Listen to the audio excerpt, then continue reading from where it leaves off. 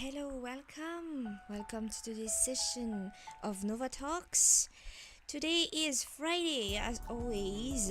It is very cold where I am. I am within the confines of a comforter, and with some hot cocoa next to me, hoping for to get a bit warmer until we finish today. I am on a very low energy mode right now, so we might not be getting to speak here for very long, but I hope to provide you some nice background sound, some nice little I wouldn't say ASMR, but just a nice bit background sound for you to relax to unwind to, or to help energize you while you work. It is Friday. I am on a very low energy, and weekend is coming up, so hopefully it will allow us to take a good rest and relax, if at all possible. Wherever you are, I hope you are taking care of yourself, staying warm if it is cold, and getting a bit of fresh air as much as possible if it is very hot. Such a things, different weathers from different parts of the globe. Whatever time it is for you, whether it is morning, afternoon, evening, I hope you have a good one. And yes, I forgot to to tweet. I am all over the place, but yes, we are going to make it work one way or another. Hello, Neo. Welcome. Thank you very much for dropping by. Oh, what is... You didn't see anything. There was nothing. I forgot to tweet and I used the wrong one. Oh, God. This one is starting very well. Okay. Hi, I hope you are well. I hope your week has been going as well as it could get. If it wasn't a very good one, I hope you will. I hope you will get the time to rest, to recharge, and yeah. Just let me. This was supposed to go smoother, but yeah. Since I have been a bit scatterbrained, more than usual,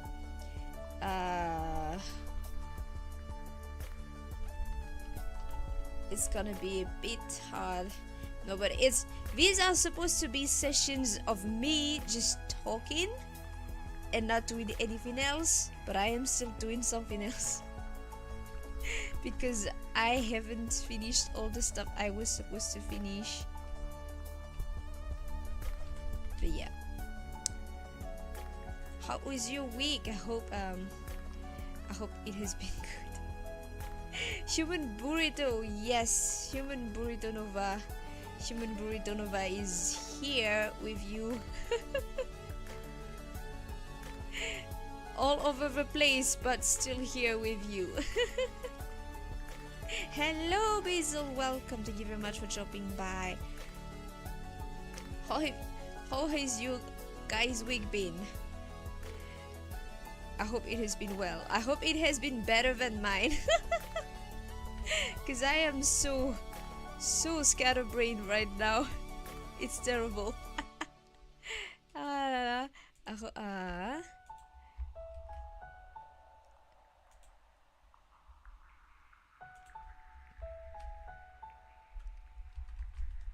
Okay. So today I have, well, as always, I thought of a few stuff to talk about, but I don't know if we're actually going to. It won't be very structured, as always. it won't really be super structured, but I was wanting to talk a little about stuff that has happened, recently happened. I was able to release a few two covers on my channel that were what was it? Collaborations with other people, and I was very happy to be able to do that. But actually, those two were not the first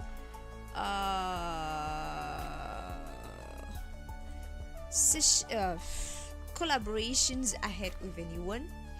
Obviously, I had already collaborated with Ryan, who is my music producer, and I already made a few songs for him and with him before that, 2 years ago, and along the way.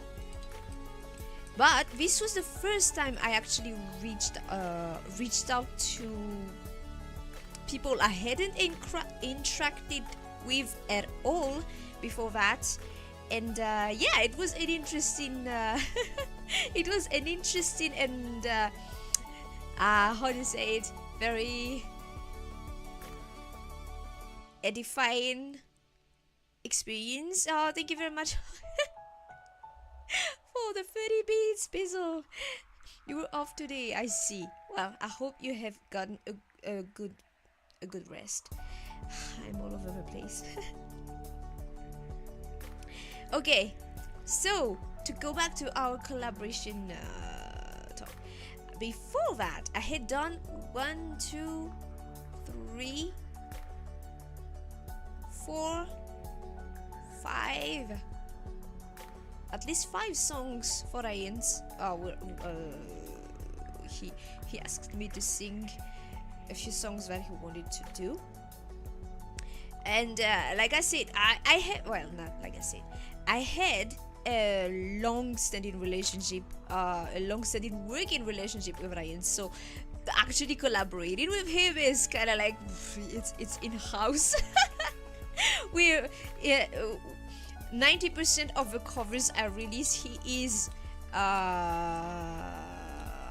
involved in the production one way or another. So collaborating with him might kind of feel like, you know, it's not it's not really that hard to do, because we have already worked together a lot. So the last 2 collaborations I did were actually with people that I never interacted with. It really just, we did the covers in the span of a month roughly,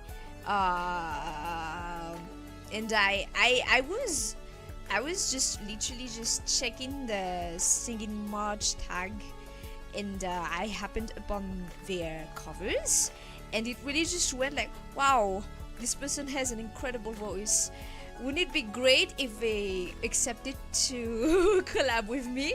And so I just went, sent them a DM saying, would you be interested in making a collab with me? And they said sure, and that's how it went.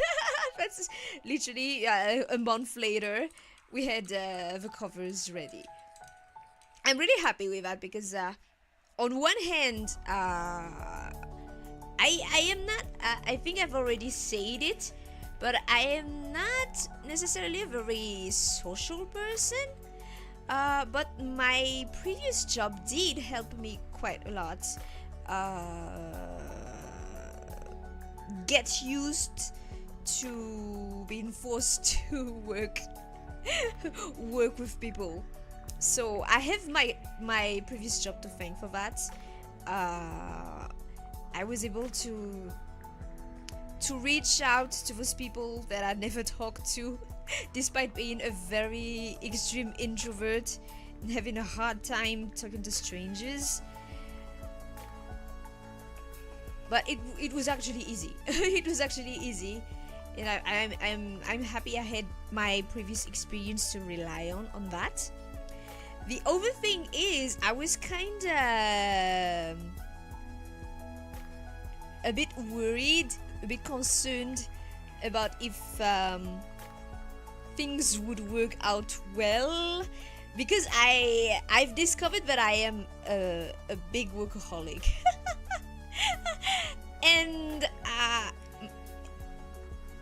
in truth, when I work on a cover, if I had to like actually put a timer on it, I can get a cover done. If only the parts that I do, I can get a cover done for like within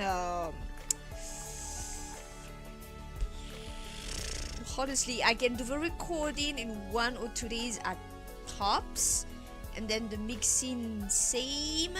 It's the art that takes me the longest, because I'm not really good at drawing.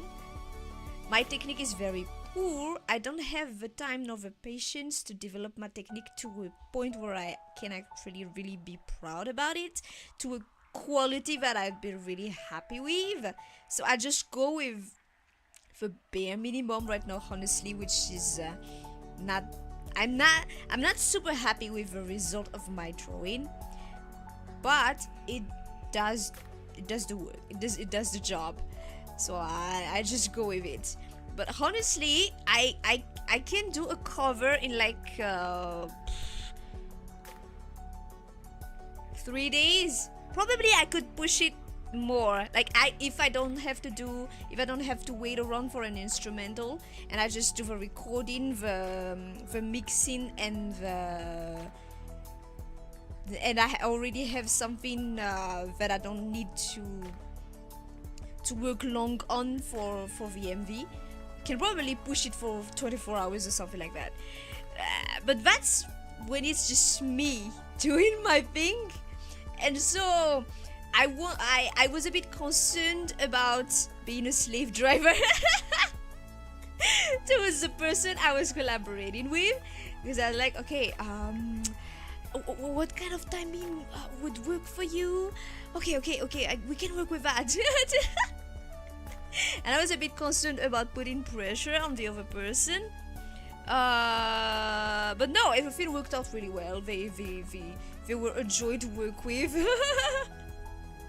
And I hope people I might collaborate with in the future, it will go as smoothly. It was really, in the end, really, it's me that took a lot of time, because I took forever to do the art, because I was very concerned about not doing justice to the to the model of the people that were singing with me. But it really didn't take long at all. If anything, I was just it's me that took the longest doing the stuff. Those covers could have released much earlier if I didn't take so long doing the art. But yeah, but I am perfectly conscious about the fact that not everyone is going to work at the same rhythm, put the same kind of priorities as I do. That's perfectly fine. But since I was the one who proposed the covers, I was prepared to put down all the work that would be needed to release them in a timely manner. In the end, it didn't release as quickly as it could have. But yeah, no, I'm happy with the result, and I hope that's a good sign of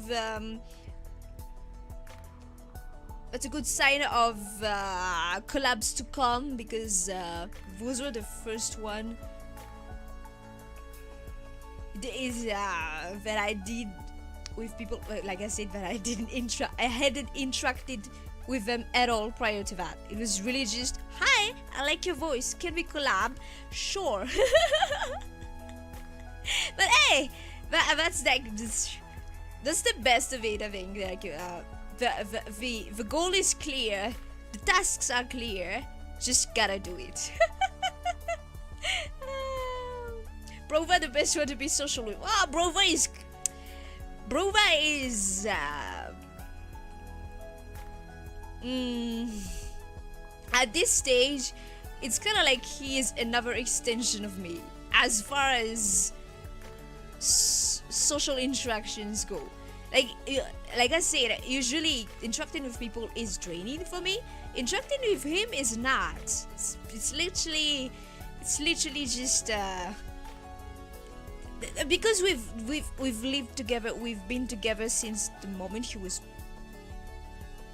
No, not the moment he was born. Since the moment my parents brought him from the hospital, we've been together. Like let's say, siblings are the people you can get to be with the longest, because your parents eventually grow old and will leave you. But siblings are the ones that stay with you the longest. So at this point, interacting with Brova is it's like breathing air. It's just there. Hi, Dalios. Welcome to the stream. Thank you very much for dropping by. Does it require the courage? I don't know.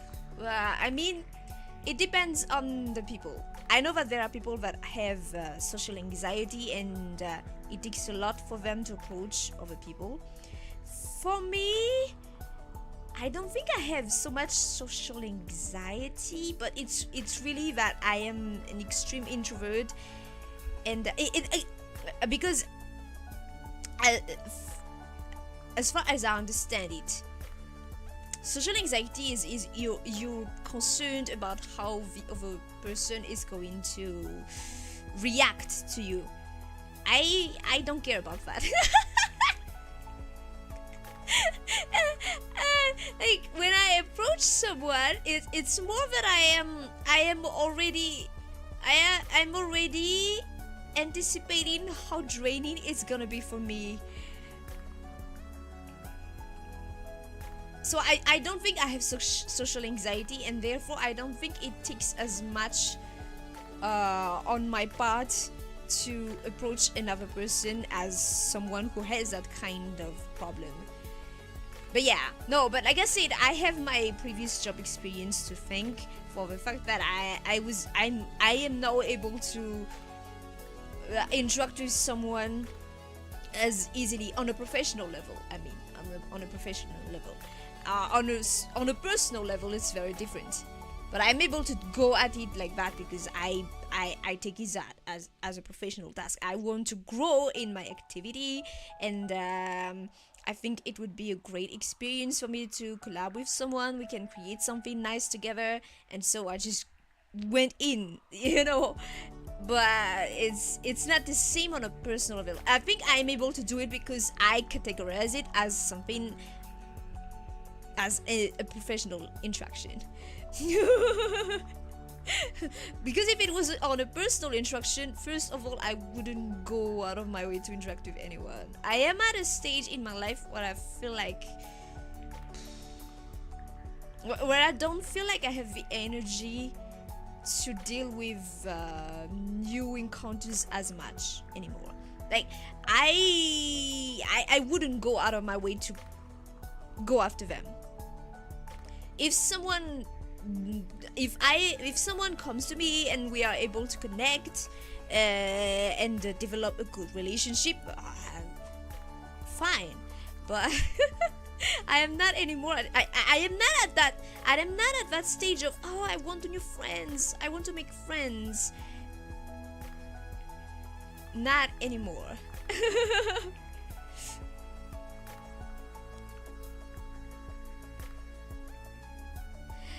But yeah, but the pressure, like, it's difficult, I think, gauging the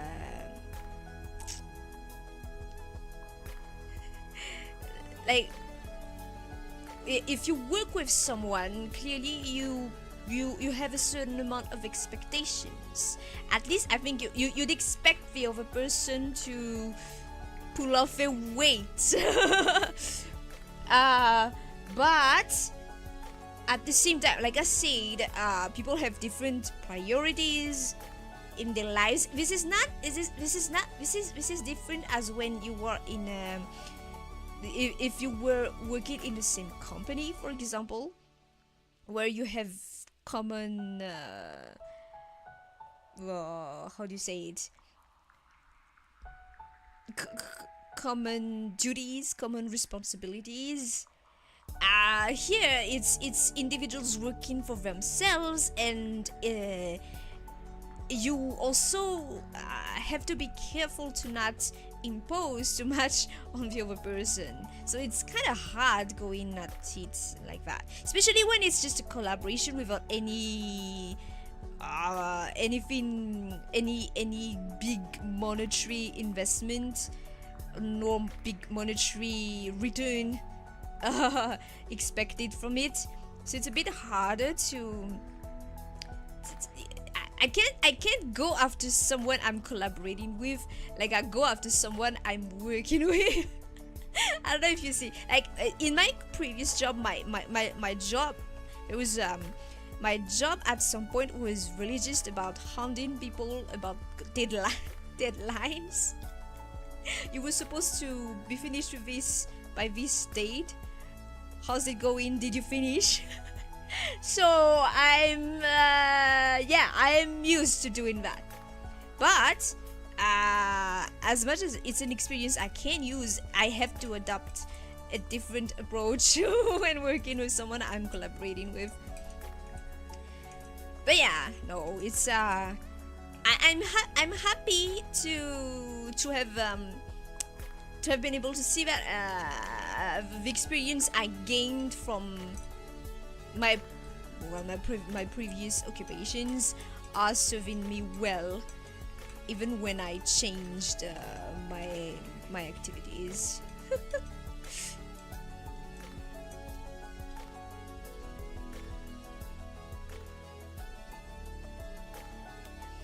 If I had something like I'm unsatisfied with, it's really that my art skills have very much reached their limit, in the sense that, like I said, I do not have the patience, the time to develop my art skills as much. Drawing was a hobby for me, but it was like, unlike singing, where I was conscious that I had potential and I could probably go farther with what I had back then.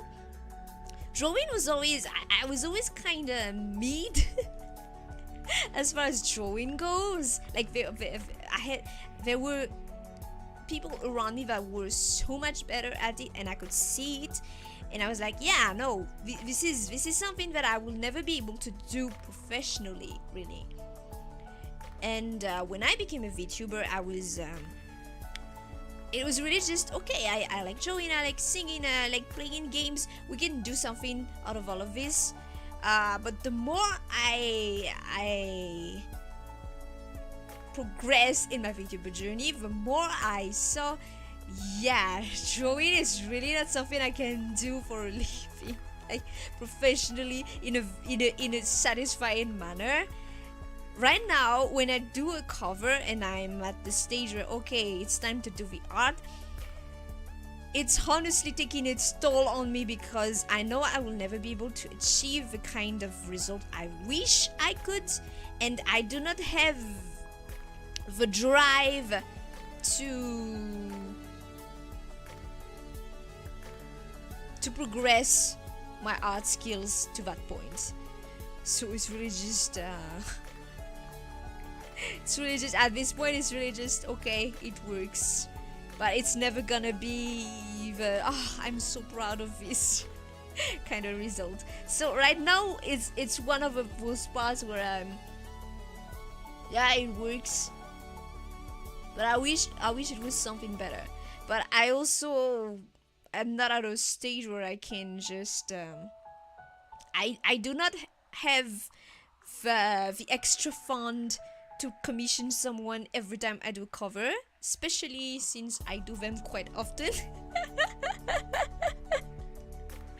And so yeah, There's that is one of those things that I think I'll just have to be to make do with. Like, okay, we'll just have to work with kind of mediocre art because that's all I can achieve. And I kind of hate it. I guess I have that perfectionist side to me where I'm like, I want to do and give something that is as much of a higher quality as I can, and this and it kind of bums me that this is it. This is the quality I can offer.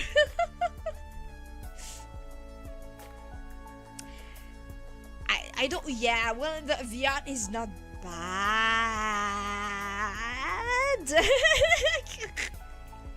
But it's definitely not that quality, that high quality. So that's one of those things, you know, like it's one thing I have to compromise on.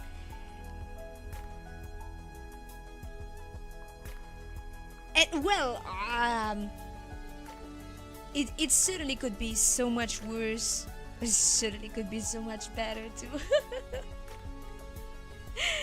But yeah, no, at this stage we do not have the funds to commission someone every time I do a cover, especially since I'm going on more than a cover per month. So yeah, but it does bum me out a bit. It bums it. It brings my mood down a bit that I am not able to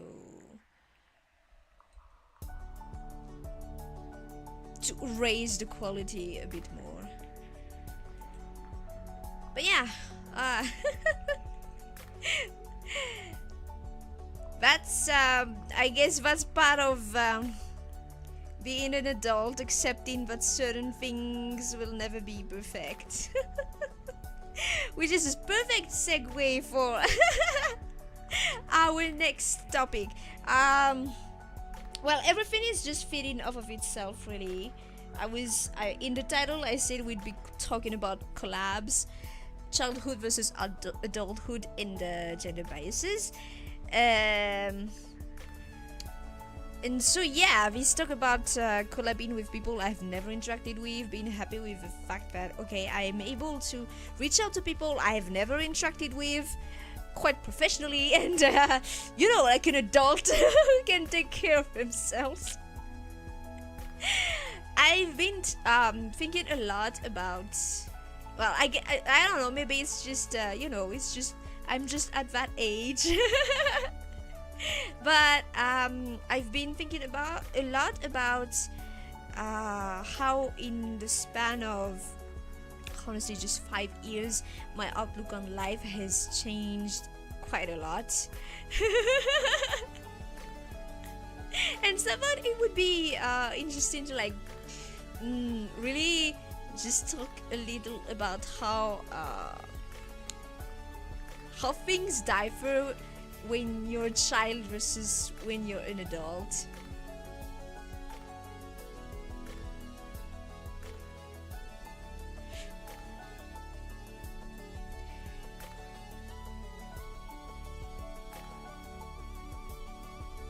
I can always upstage myself one way or another. It's a bit full to never be satisfied. Honestly, I think for me personally, never being satisfied is what drives me forward. As in, it's a question of balance. I think there's always going to be a small or big amount of unsatisfaction in me as far as the things I achieve goes, and I'm fine with that. I'm fine with that because it means that there's always something I can work on to get better. It means that There's always something I can learn. There's always something that I can ameliorate. There's always something that I can make better. I kind of fear. Is it fear? Maybe not fear is the word I'm searching for, but I think, well, if a day comes that I look back and I'm just purely satisfied by everything, it just means that my time's up. It just means that I'm done, that I've done what I was meant to do in life, and it's time for me to go. I think that's it. So well, that's one of those things I had struggled with as a young one. Like I say, childhood versus adulthood. Even just 5 years ago, honestly, I would still consider myself as a child. I think at this stage, my definition of adulthood is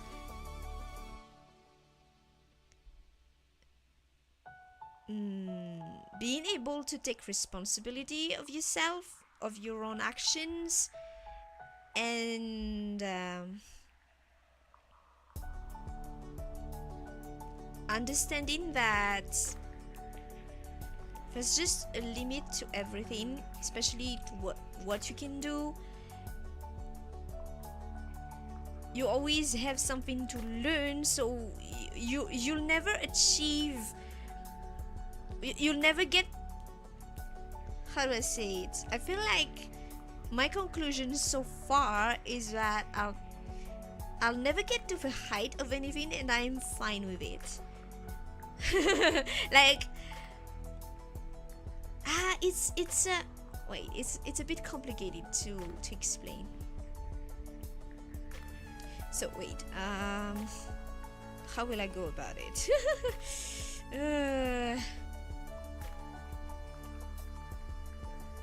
Okay, so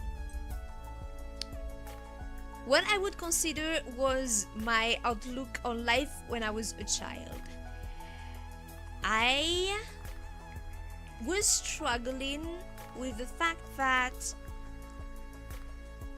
I would never be able to achieve anything as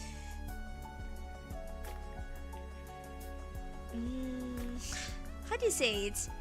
You know, I'm sure everybody has felt that, or most everybody has felt that there's always going to be someone better than you at everything. Like, there's always going to be someone better than me at singing, at drawing, at dancing, at whatever activity I picked up. There's always going to be someone better at it.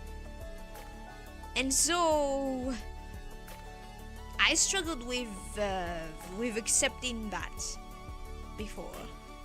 And I'm just at a stage where I'm like, yeah, sure, I'll never be the best at anything, and honestly, I'm kind of sick of wanting to be the best at something. Like, being the best, like I feel like all my life, being the best meant you have to put someone else down in order to be the best. I think that is part of why I've never liked competitive games or stuff like that. The way people around me seem to go at it is like, you being the best always means that everyone else is worse. Which, I mean, I guess factually it would mean that, technically, but I do not like that. I do not like that insinuation. like I said, I've come to the realization that I prefer trying to work for a win-win situation instead of having one winner and one loser. I absolutely despise it when someone is saying, "Oh, you're the best," because I feel like they're implying that everyone else is worse. And I understand that people don't necessarily mean that. That when they're complimenting you, it doesn't mean that they're necessarily trying to push others down. It's a me problem, but it's a me problem, and that I do not like. I do not like that kind of expression.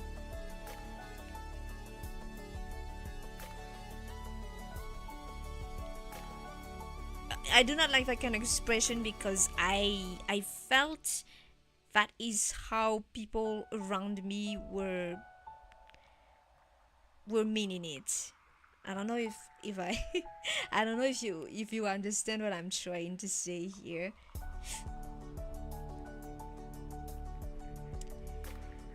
It's important to see that there is someone worse as to not knock oneself completely down.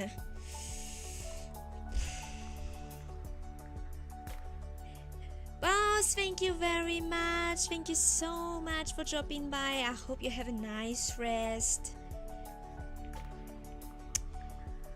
It's one of those things. It's one of those things. Like, I feel like I am trapping myself in an unwinnable situation if I look at it like that. As in. I think maybe it's just that I have a tendency to end in nihility.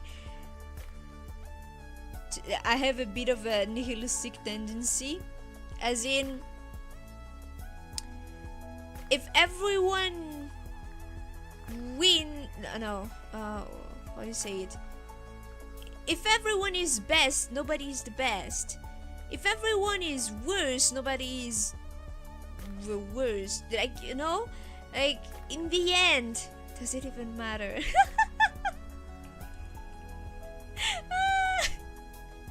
In the end, what is it? I feel like I am incapable of aligning two thoughts correctly in order to actually convey what I want to convey. I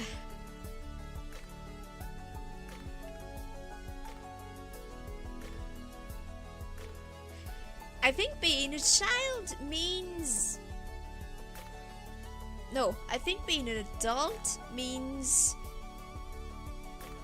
that you know and understand you have to take responsibility, and you've come to a point where you can accept that things are unfair in life. You gotta work with it.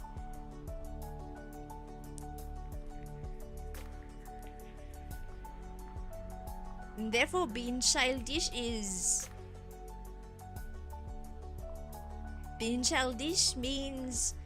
you are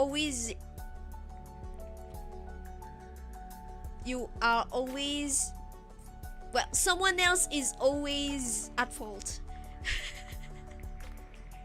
Someone else is always going to clean up after you. I was like that until very recently, I think. Honestly, I was going through that stage where you come to the realization of many things, and now when I look back at it, I'm like, oh, sweet child. Well, you did go through a lot.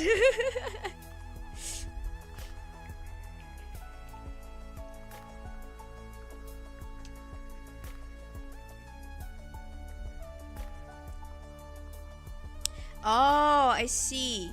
Oh, for example, when... I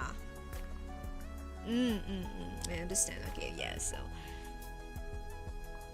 I understand your point, yes. The way to give yourself courage because there is always someone who has it worse, yes. Um, yeah, no, I think my outlook on life is really at this point just that I'm trying to be conscious of most everything. Like,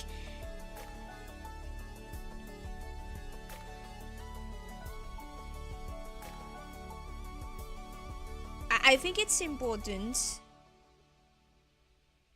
to know and remember that yes, there are people that are worse off. Of course, there's always gonna be someone who's worse off, but it doesn't mean that it makes what you're going through less painful.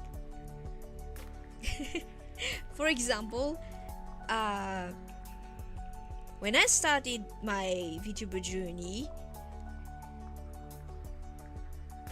my very, like I said, my very first year, I barely made 50 subscribers. And I was I was kind of burning at both ends because I was struggling with uh,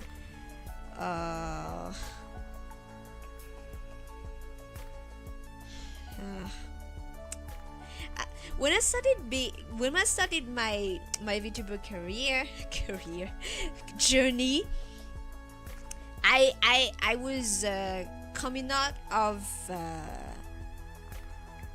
a decade-long severe depression. I was like, okay, we are finally good. Let's do this. I'm taking the reins in my life. I'm finally doing something that I want to do for myself.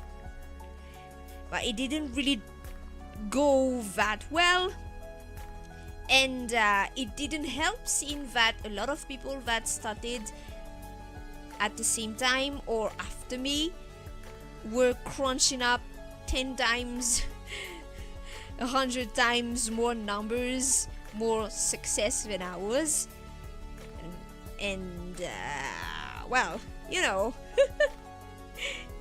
you can't really be happy seeing that, okay, everyone is doing so much better than me, so does that mean that I'm just a piece of shit that can't do anything well?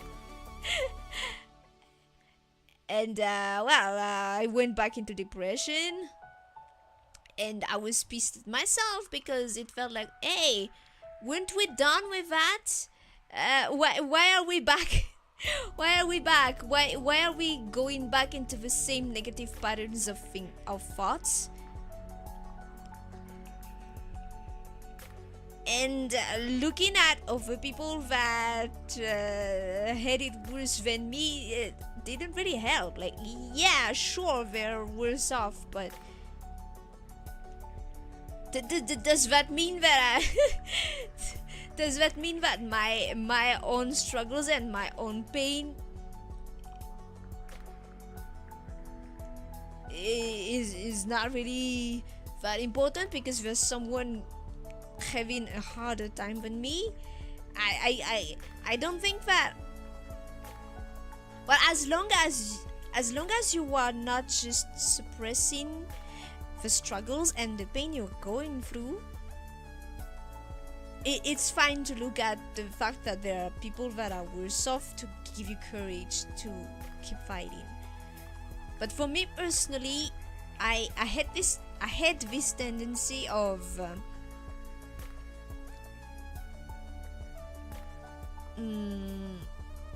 underselling the stuff I went through, which did not help at all. So I guess what I mean here is that do anything that will help you move forward, but don't just ignore the stuff that makes you hurt. Like,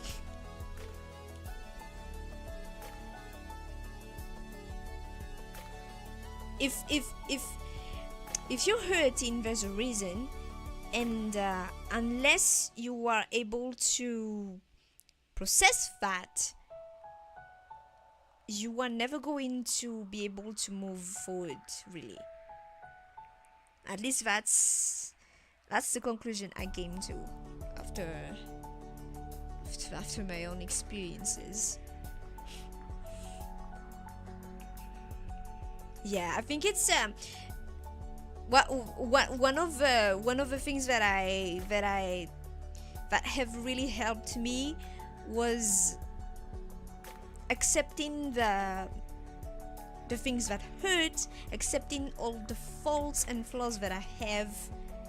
I think it's just maybe not everyone is going to struggle through that, because not everyone has as much of a tendency of being a perfectionist.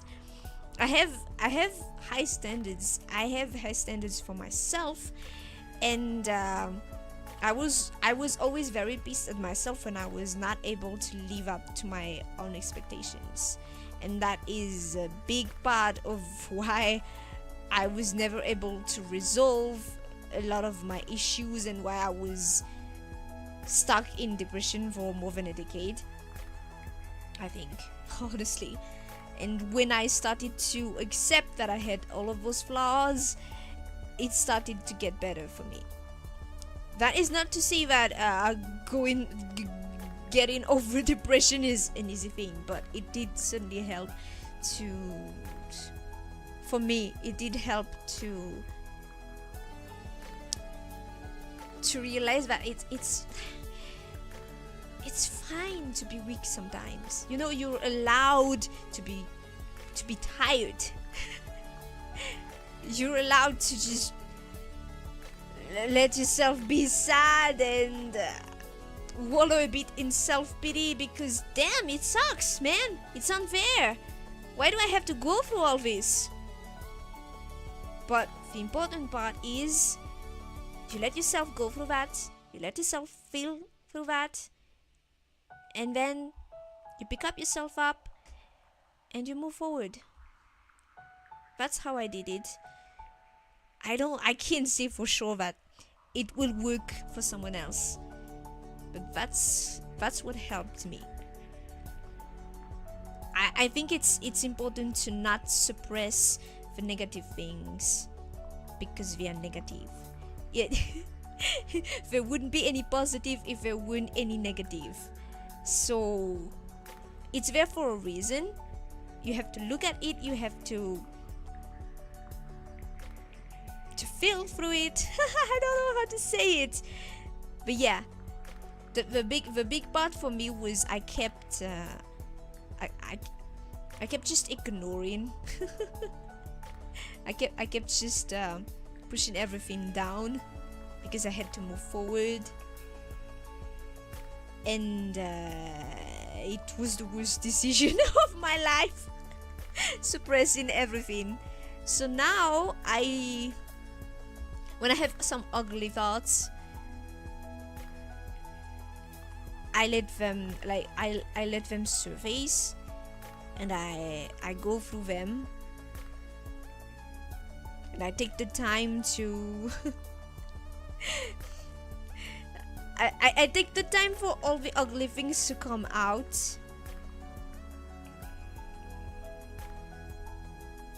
It also helps exercise them, and after that it doesn't necessarily feel better. I feel like crap, but once that's done, then I have to move forward. I have to move on. It's either that or just giving up. And I don't know if I'm too much of a coward or I'm too much of a reckless person, but giving up didn't really work out for me either, so I just move on.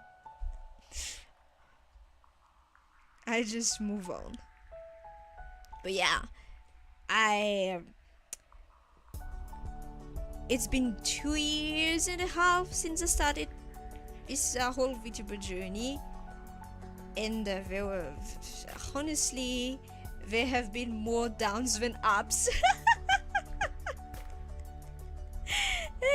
But it's the first time in my life I'm doing something that I really wanted to do myself, not to please others, just something that I wanted to do on my own. So I really wanted to work out.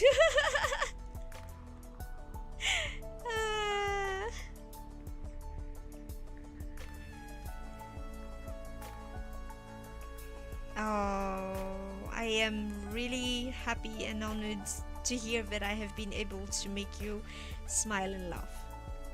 That means a lot. Honestly.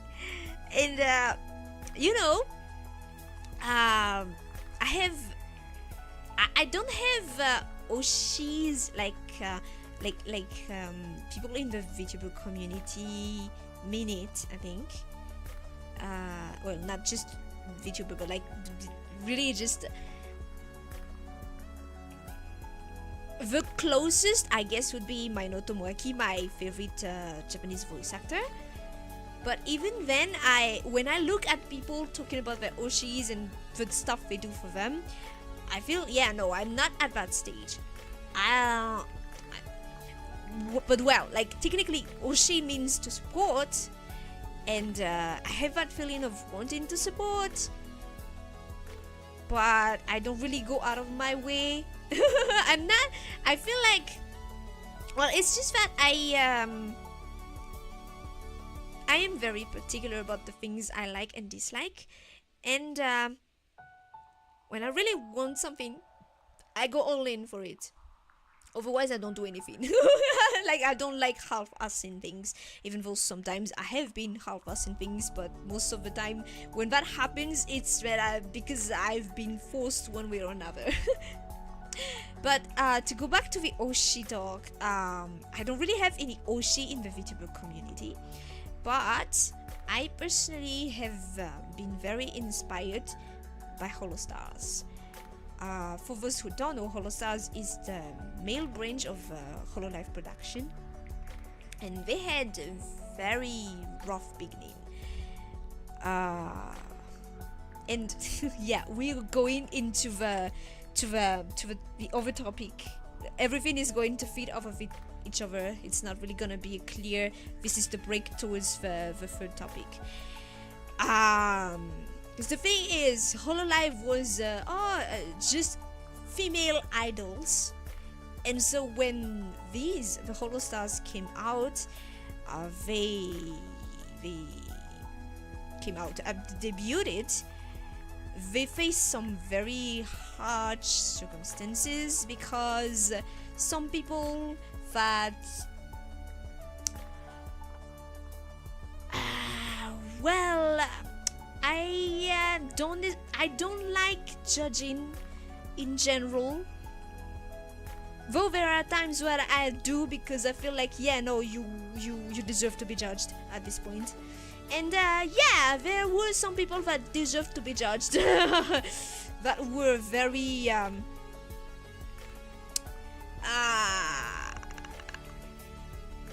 well, not very kind, because they could not wrap their head around the fact that their female idols could interact with male people like them. I don't know. It's honestly okay. Let's get it out of the way first before I continue this talk. I absolutely detest this whole gender separation going on in all cultures. I am a girl. I was born with double chromosome X, with the reproductive organs that allow me to get impregnated and get pregnant and have babies. But damn it, why does it matter so much? I was a girl who I grew up surrounded by boys. I've always been more comfortable with boys, and I've been sent to all girls schools all my life. I've been spending more time with girls than with boys all my life, and I am still more comfortable with boys, and even have kind of a negative bias towards girls, actually. Probably because, I don't know, maybe because this is something that I am still kind of trying to figure out exactly. Do I have a negative bias against girls, or is it just some characteristics? I think it's just some characteristics that are not just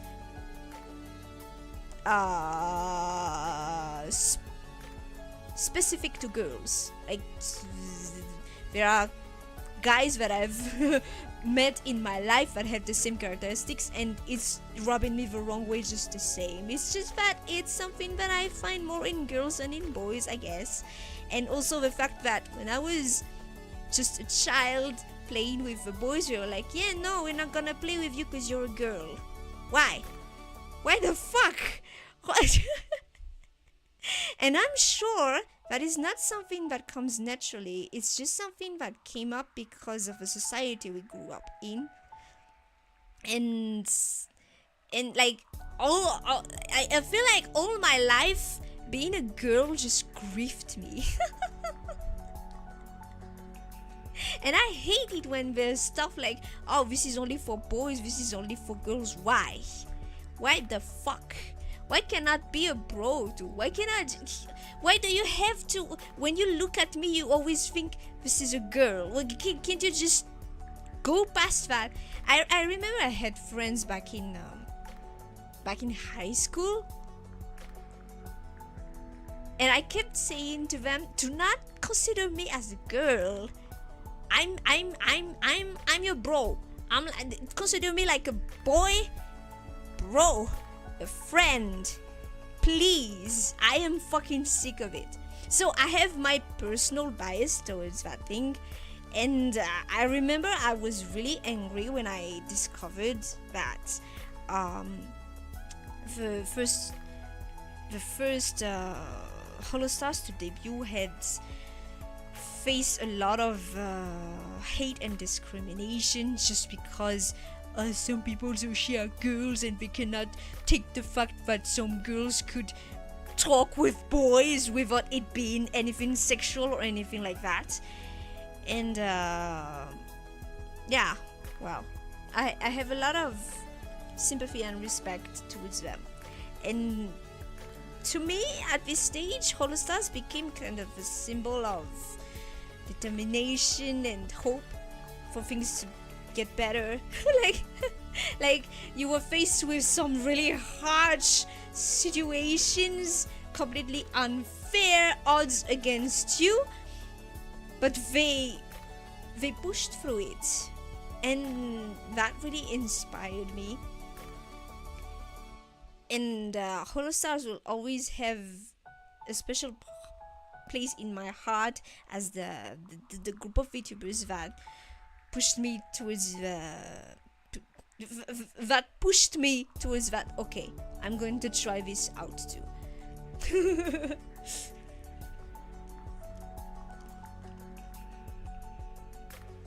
But yeah, it started with a Japanese branch. I discovered them like end of 2021, so it was before the English branch opened up, and I've been more or less following them since then.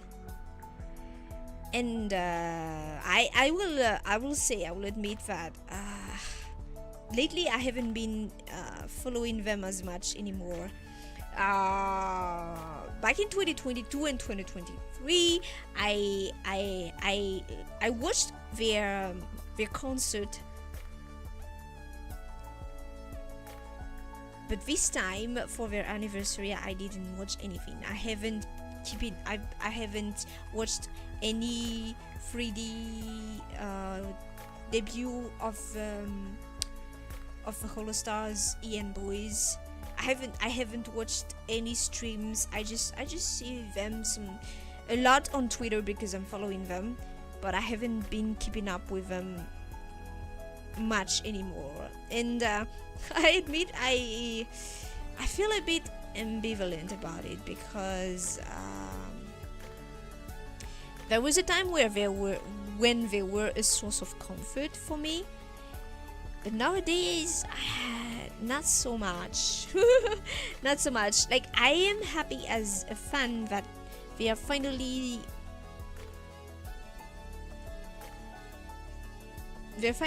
meeting a measure of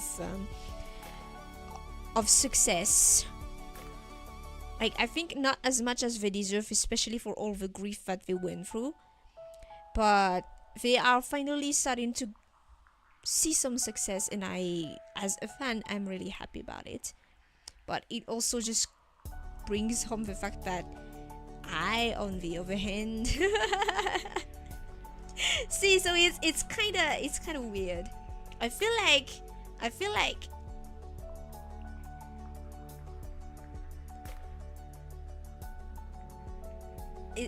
I've lost something a bit precious. They do not owe me anything. I do not owe them anything.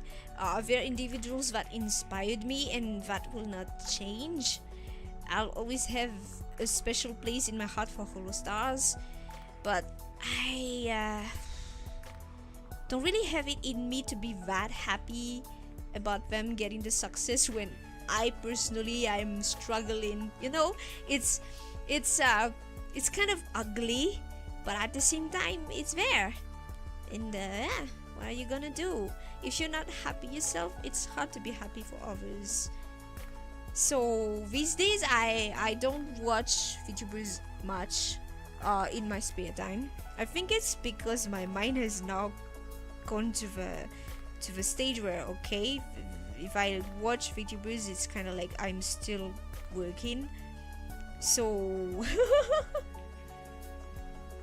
so to unwind, I do not watch VTubers. I watch other kind of creators, but not VTubers as much.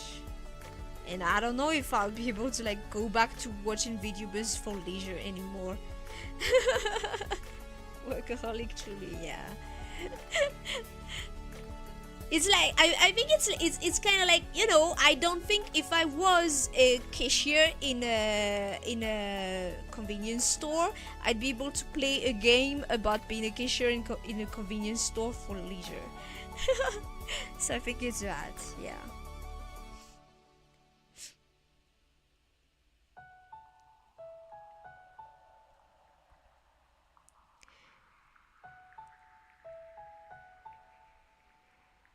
Oh, playing soccer or housing, like girl movies and some romance stories as a kid. Yeah. Like, I despise how a lot of things have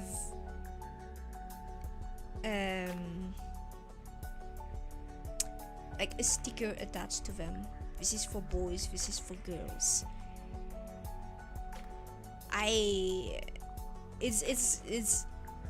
It's ridiculous. It's ridiculous to the same. For me it's the same. Like, why does having 20% more melanin makes me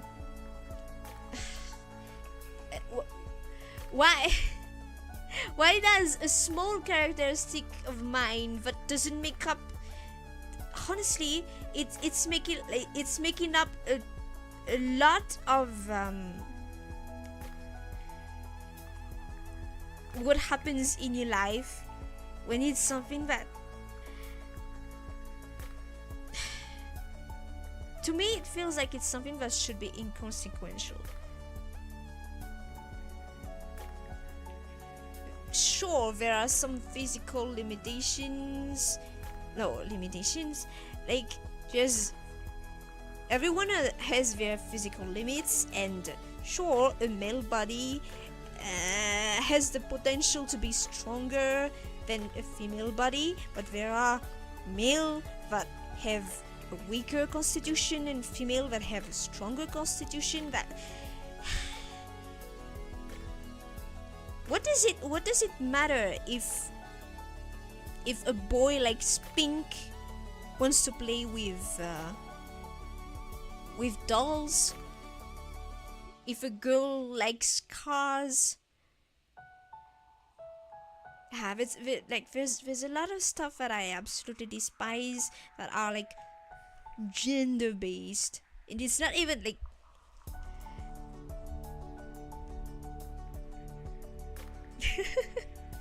it's for me personally, it's something that is inconsequential. I understand. I know that for everyone it's not the case. I will never understand why. Like, you know, there are things that you can understand intellectually, but you can't feel your way through it. There's a lot of stuff like that for me.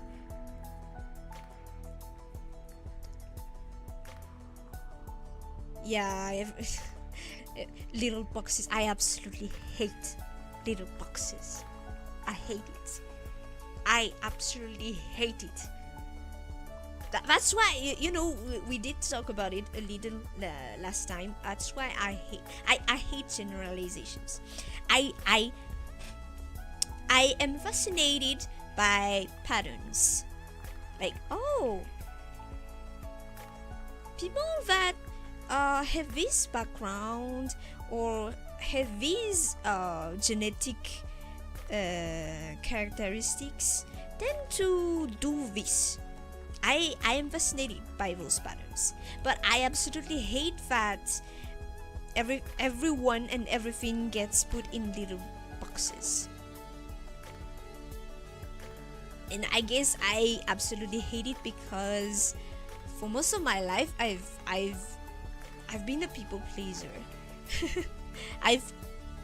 It's like I was a square and I tried to bite off bits of myself to fit a round box.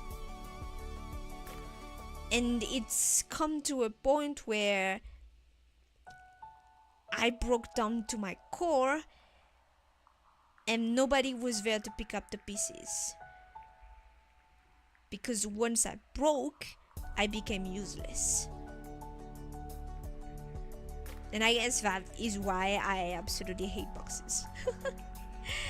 And honestly, I do not know where those expectations came. But as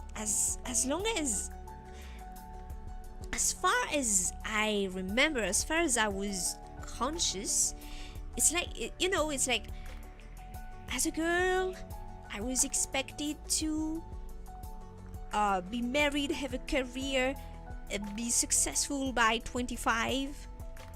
And I remember when I turned 25, I looked back and I was like, yeah, I'll never be able to find anyone to spend my life with.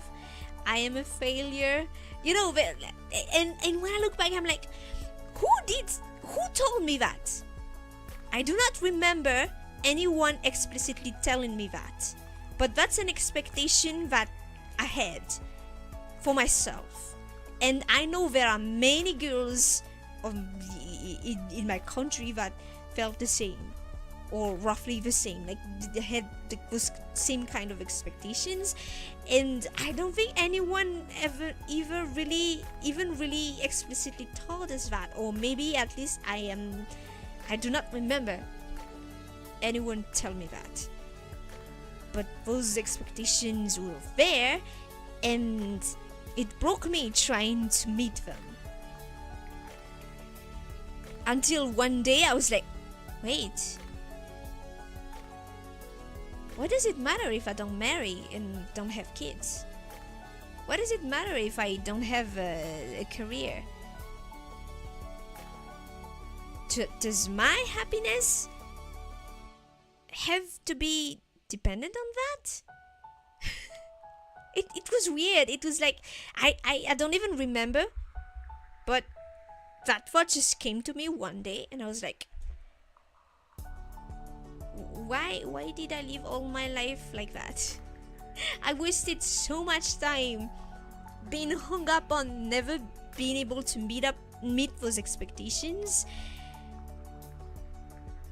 But who fucking cares, in truth? and it's starting there that I can tell that my my depression got much better until it went away. Then it came back, but like, yeah. Once it went away the first time, I knew that it could stop. But I honestly, being a human being, being human, because we are social creatures, and we cannot even the most lone wolves need that the security of being part of the group. And so we just we just put those expectations on ourselves and on others, and we pick up on that, and it's very hard to break through.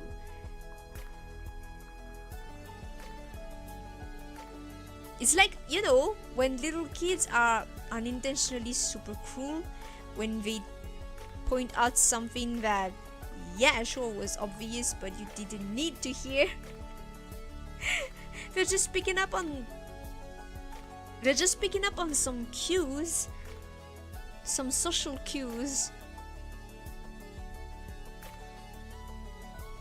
But and it fucking hurts, man.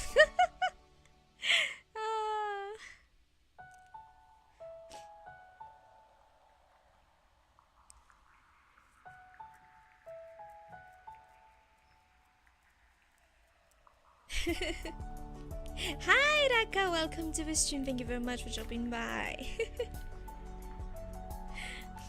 But yeah, no, but I say that, but it's not easy to break out of the thought patterns of pleasing others. Hi Minja. There's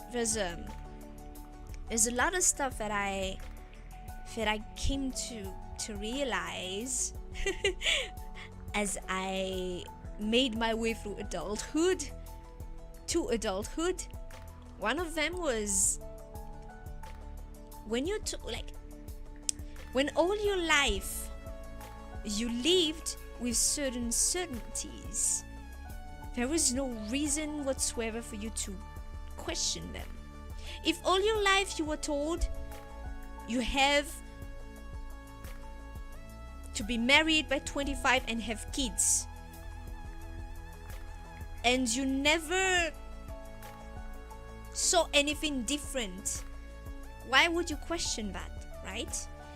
Of course, there are some individuals that might question it.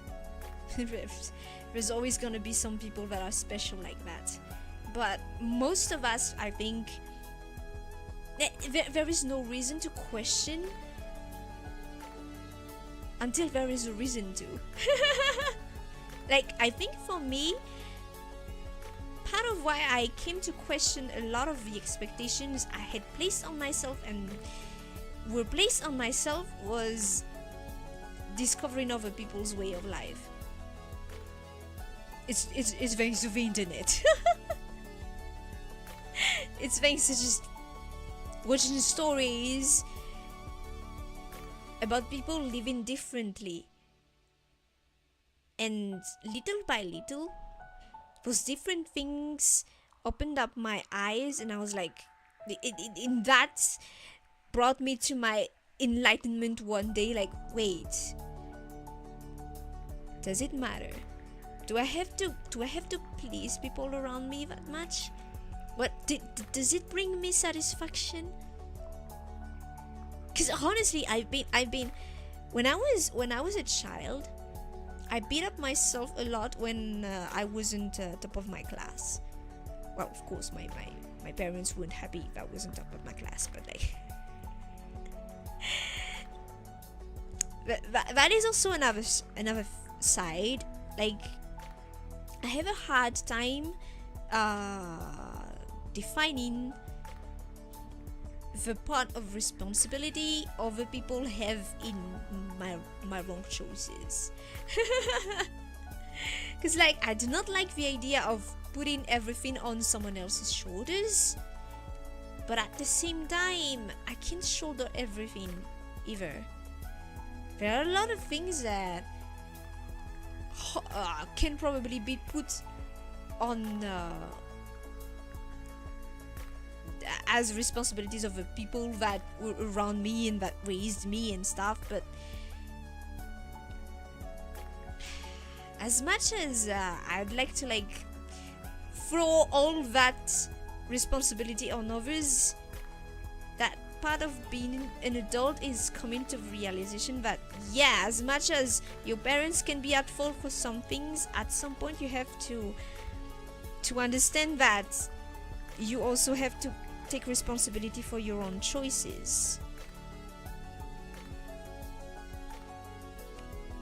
Were you forced to do those things? How much were you forced to do those things? How much of those decisions were actually your own doing? But maybe it's just me being incapable of really processing through who has to take which part of the guilt. Because there's a lot of traumatic things that has happened to me that I cannot assign a blame to anyone or to any clear entity.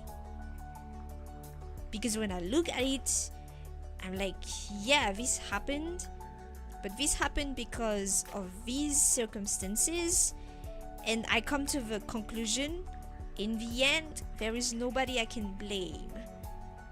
And when there's nobody I can blame, there's just me left. So yeah, that's my biggest that's the biggest problem I am facing now. It's that there's a lot of things I shoulder on my own. And I know it's not like being an adult does not mean that you have to shoulder everything. Like I said, I think being an adult really just means taking responsibility for the things you should take responsibilities for. And there are a lot of them. But it does not mean that you have to shoulder everything. But at the same time, if you don't, who will?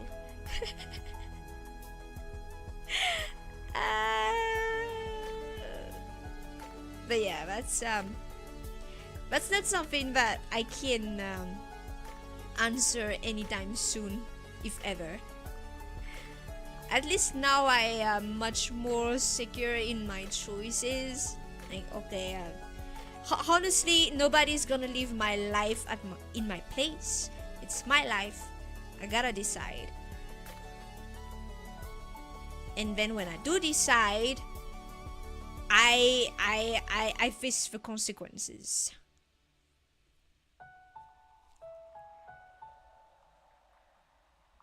But yeah, it's sure a good thing to be able to sometimes just,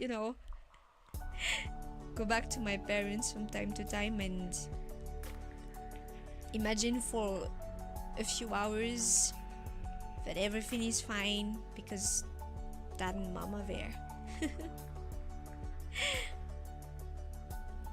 But yeah, it's one thing that nobody is really aware of when we are kids. I think it's that our parents are just growing with us. We are learning to be parents, and I think nobody is prepared to be a parent. And one of the harshest things I think happens when you become a parent is that when you become a parent, you're a parent first and foremost before being your own person. That's something that I don't think I'll ever be able to do. Like that's not something that I can handle. I think after struggling all this time to finally accept myself as I am, beyond the fact that having a kid is not, you'll be responsible for that kid all your life.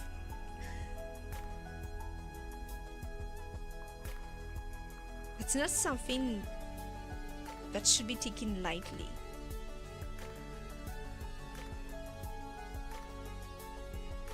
So yeah.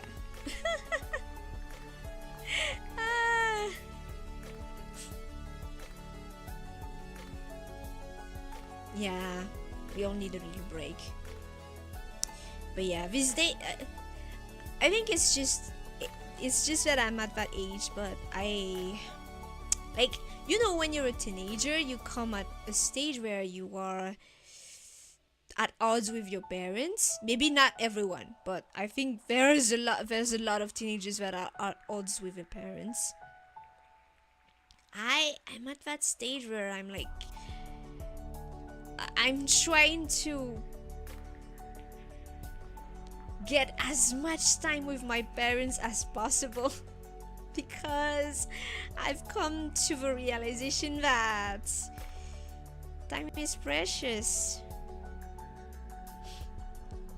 The more the years go, the more I can see, oh no, my parents are getting older. And then one day they won't be here anymore. And I don't want to regret when they're not here anymore. I don't want to have regrets like, oh, I wish I had spent more time with my parents. And so I'm kind of clinging to them a lot. But yeah, but I think it's also, when I made peace with myself, I could make peace with all the gripes I could have with the people around me too. That's something important, and that's something that I'm happy I was able to do. Well, most people around me. There are people that are it's also a two-way road. You can't really mend a relationship if both parties aren't into it. So yeah. But yeah, guys, if you still have the opportunity to spend some time with your parents, do. If there are kids watching, no kids is watching, but like, you know, that's one of my little wishes when I started to become a VTuber. Like, I hope this brings something positive to someone. Hopefully, if there are younger people that watch my videos, they can learn something. I do not pretend to be all wise and all knowing or anything, but I like the idea that my experiences could help someone out when they are struggling. Because I remember how I struggled when I was younger myself. And it's not because you have a bit of help that you necessarily get through it, so might as well have as much help as possible.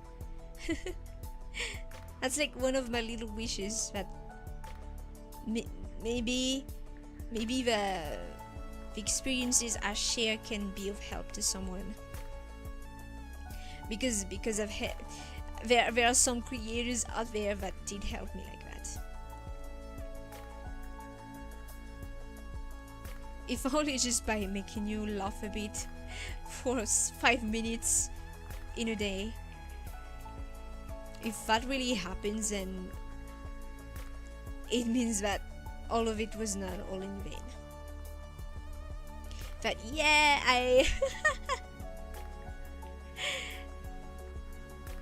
I won't change the world, but if you can be of help to one person, that's already something. My biggest fear for the longest time, I think, was always to just die alone. I think I've already said that. But yeah, to die all alone. I don't like cats, so I wouldn't be one of those old ladies with cats. And I don't know if I have it in me to take care of a dog. But my biggest fear was to die alone one day and nobody would know. My corpse would just rot, and the neighbors would finally call for someone because there's an incredible stench coming from my house, and then finally I'd be discovered, and nobody would come to the funeral. And so I was like, yeah, it would be nice if someone remembered me someday. even if one day when I die, you guys will not necessarily know about it. But would be nice if someone one day just remembered, oh, at one point in my life there was this little Nova that made me laugh for 5 minutes because of a stupid thing she did on a stream. And that kind of, you know, would be nice if someone remembered me.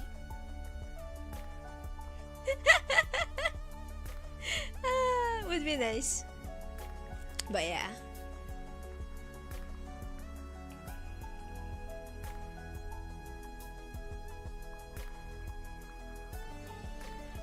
There was this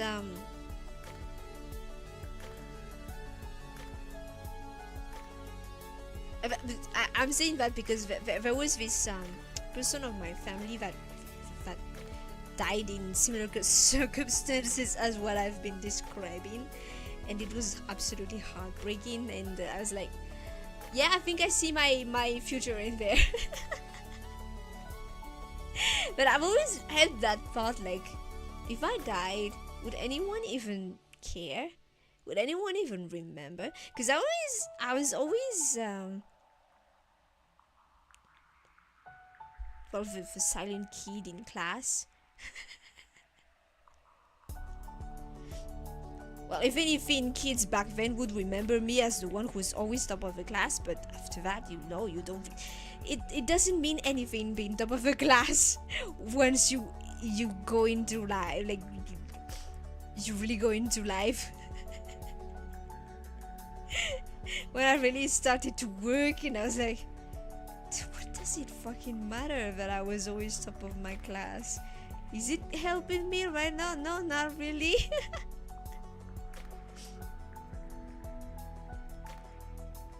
And I have this, like, I talk to my friends, my closest friends, like once a year, so nobody would be surprised to not hear about me for a year. How much time does it take for a body to rot to the point where it's gonna smell? A week?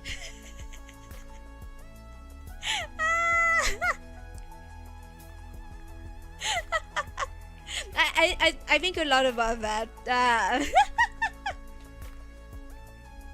I have morbid thoughts like that, but it's not necessarily like I am not in a depressed pattern of thought right now. It's just that I'm kinda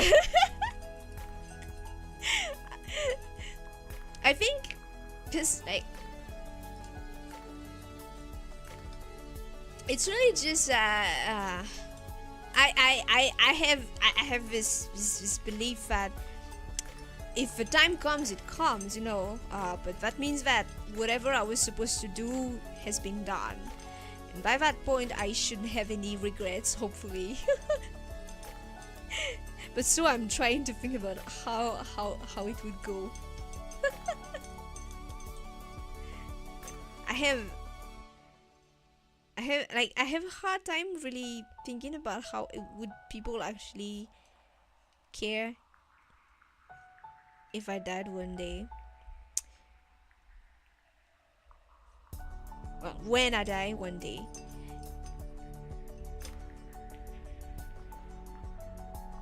It's a funny thought that comes to me sometimes.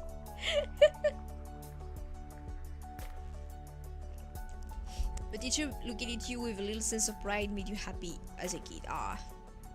No, but take the happiness where you can get it. Honestly, it's just that I personally I'm not really fond of the whole academical thing. Because like probably because what I wanted to do, what I envisioned to do was become a singer, and that doesn't require diplomas. And I have no faith in the academical system in my country and in general, honestly, because like I feel like it's not really teaching much about life. The kind of life you're going to face afterward.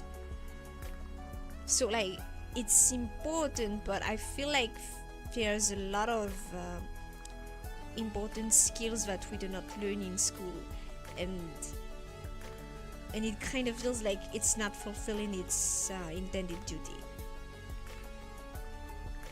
Also because I was forced to go to go through some studies that I didn't care about. And that just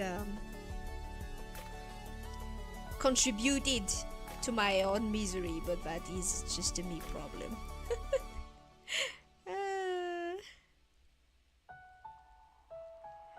I don't know about reincarnation and stuff, but like I think that I just my outlook is just that I'm going to try to live my life without regrets, and then at the end I can look back and be like, yeah, that was a good life. And that's part of what I'm doing right now. It's like I've been doing everything to please everyone for so long, and for what? It just brought me misery. So now I'm just going to bring misery to myself on my own terms. On my own terms. I'm just if I'm gonna be miserable, it might as well be of my own doing, instead of it being forced on me by others. Might as well. God.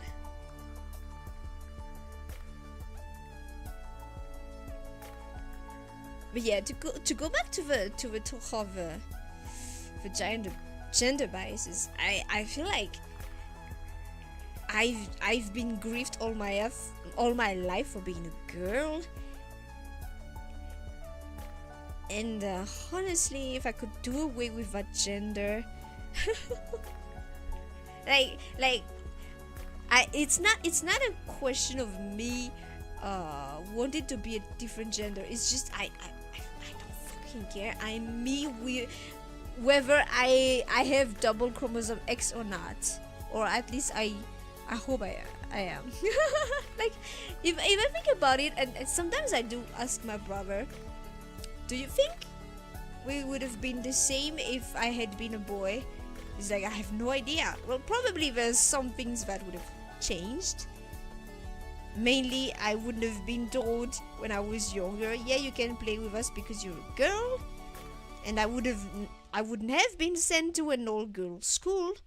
But beyond that, I don't know. That because there are different expectations for boys than for girls. Both are going through their own difficulties, and so I don't know how much that would have shaped me differently. But it's kind of just idle thinking, because it's not like thinking about that is gonna change anything. It's not what happened. But yeah. You had to fight to get your sister to play with you? Well, in my case, I was the eldest. So even when they say that, and afterward I was really sad, of course, and there was a lot of stuff that happened, a lot of misunderstandings, because the parents didn't really understand whatever problem was with me. But they ended up playing with me still. and we played a lot of stuff. Like, it's not what's really funny is that I wasn't even the one, like, I was given girl toys, you know. I played with dolls, I played with little what's it called in English, the little like little, damn it, what's the word again, little plates and little stuff that passes, like when you play house. No, is that it? Playing house. I was given those toys because I was a girl, but I didn't necessarily play with them more than I played with the boys, so it's really just I was never a tomboy. Utensils, yeah, like little utensils. We have this tradition. I don't know if kids these days still do that, but when Independence Day approaches, there's this little tradition of little kids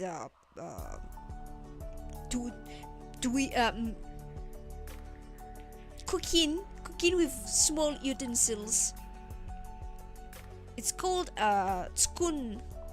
We have like really little damn it, what's the word in English? Everything comes to me in... Attends. Marmite, des petites marmites en français. Marmite en anglais, c'est quoi?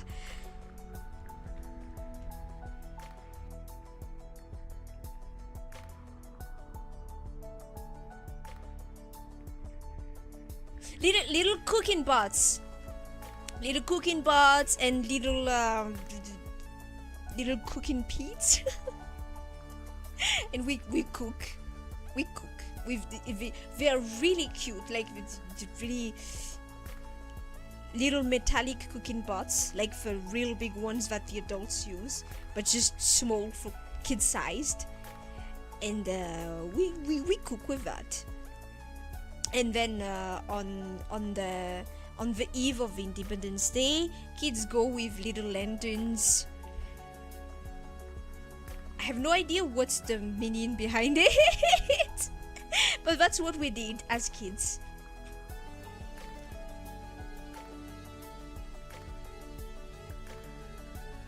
And I was never a tomboy, but I was never the most girliest of girl ever.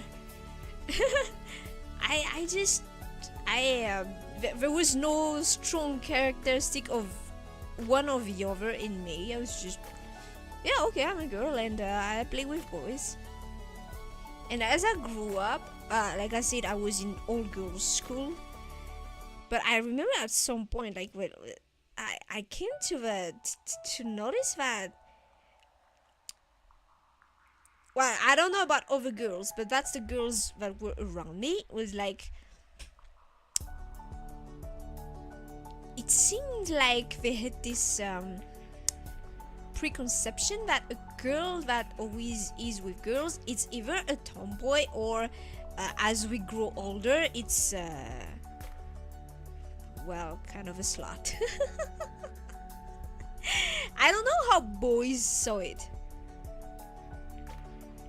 but there was that kind of preconception that I could feel their stares in my back and the way they were whispering behind me, and it's like,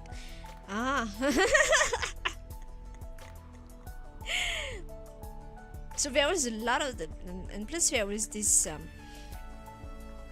I don't know, it's maybe I just had rotten luck with the girls I met, but they were also such backstabbing bitches.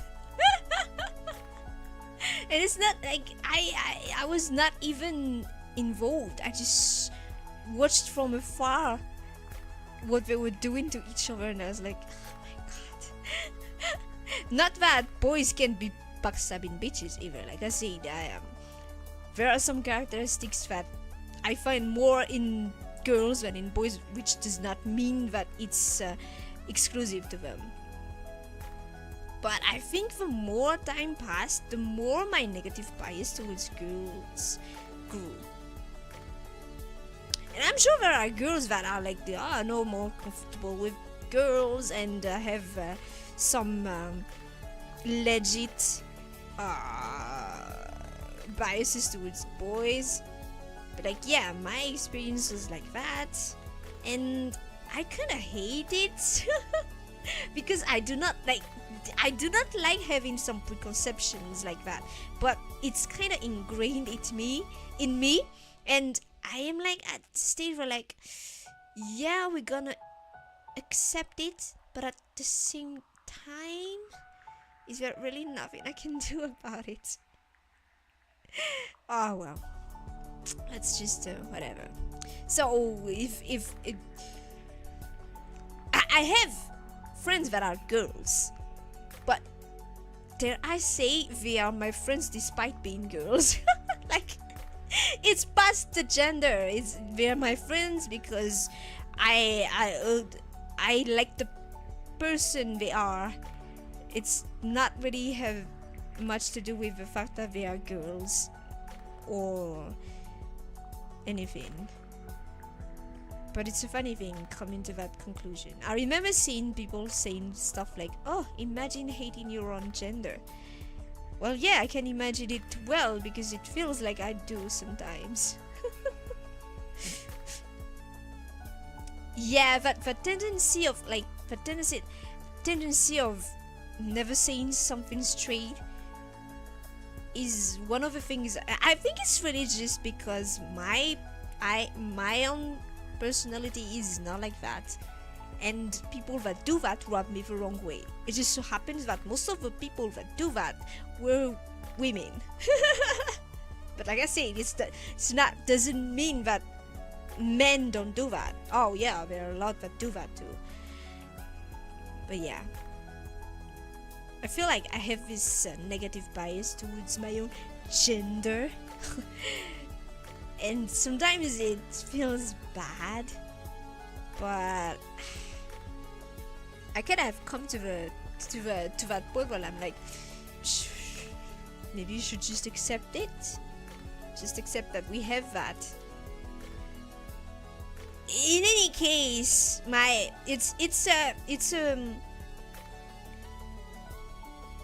it does not mean that I cannot form any meaningful relationship with people of the same gender as me. Not at all. It's just, yeah. If I see a group of boys and a group of boys, a group of boys and a group of girls, I'll go towards the group of boys because that is where I'm more comfortable. And wondering a lot about it is not really like, yeah, I do wonder about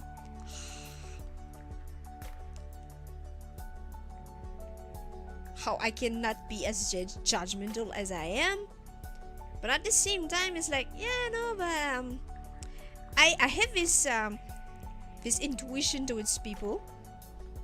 It doesn't always happen for everyone, but there are people that when I meet them, I know it, we are not going to get along. And I'm never wrong about that one. And they always turn up to be quite the assholes. So I am kinda just at that point where I trust my instincts. In any case, it's not like I need 50 people to be my friends. I have a handful of people that are my friends, and that is enough for me. I have a meaningful relationship with those people. We've been through a lot, we've shared a lot, and yeah, it's never about quantity anyway. Which is not to say that people that like and need to have a lot of friends have anything wrong about them. It's just different people, different needs, different preferences.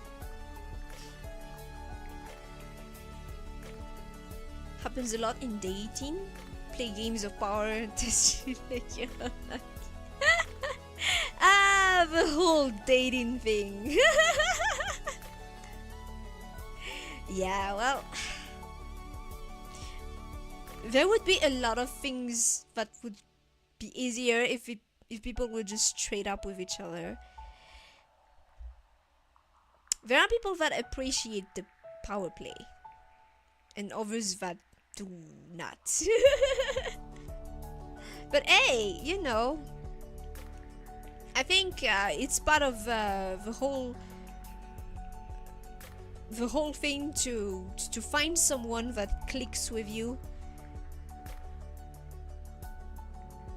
Ideally, someone that shares the same values, like let's be straight with each other instead of playing the power play.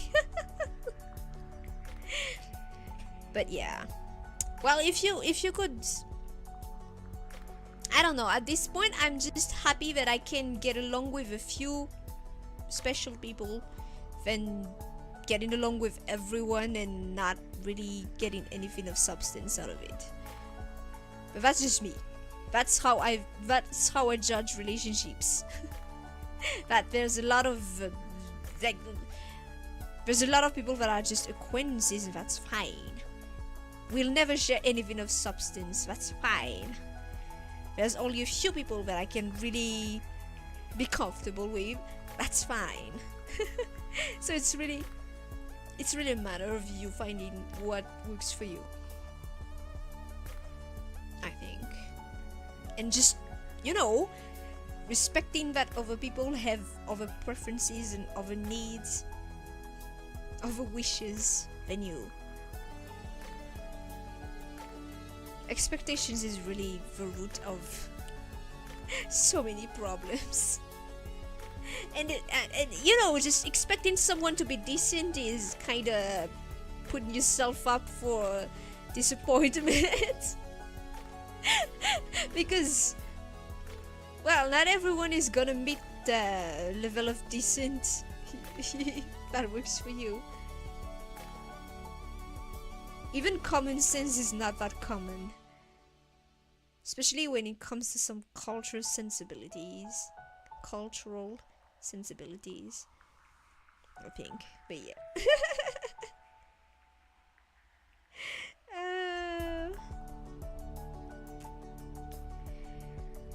Because there's a lot of, like, okay,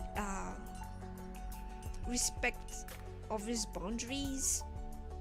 There are also people that but you can, like, sometimes it's, I find it hard, you know. I guess that's why we have some societal rules and laws, you know, like, if someone is in danger, help them, because that doesn't necessarily come easily to some people. And to some degree I understand, like, yeah, life is hard enough. I have a hard enough time taking care of myself. Why would I have to take care of you? But at the same time, you have to think about how, if we don't help each other, we're just gonna die out. Which maybe sometimes feels like it could be a good thing. There are times that I feel like this species really deserves to die out. Maybe that's just my nihilistic side.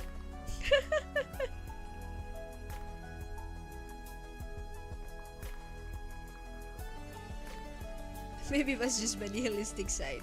Oh no, my hot cocoa is not hot anymore.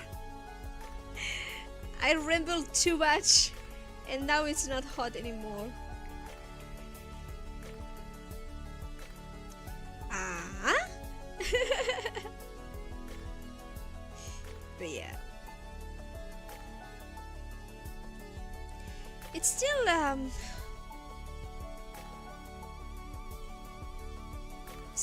it's pretty interesting to discover other people's perspective. I think that's one of the biggest things that help helps you grow as a person.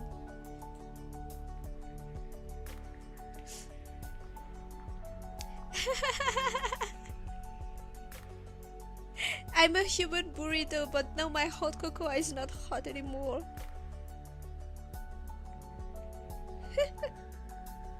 Aww. Ah, damn it.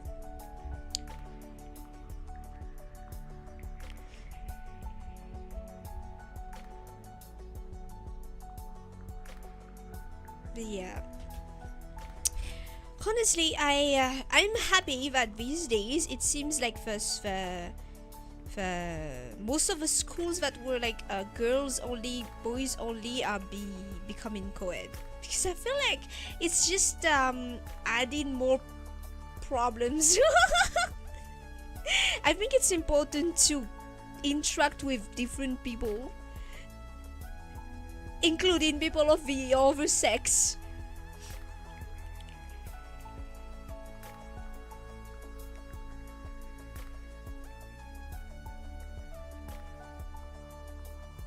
But I feel like, yeah, the other day when I was talking to my brother and I was like, hey, you know what? Do you think it would have been different if I had been a boy? Do you think I would have hated girls as much if I had been a boy?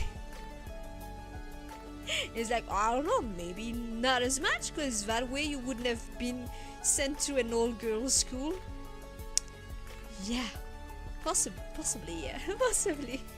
But at the same time, I don't know, because I was joking, like, you know what, even if I had been a boy, I think I would have turned out gay, because I don't like girls at all. What kind of discussion am I having with my brother? A lot of weird discussions.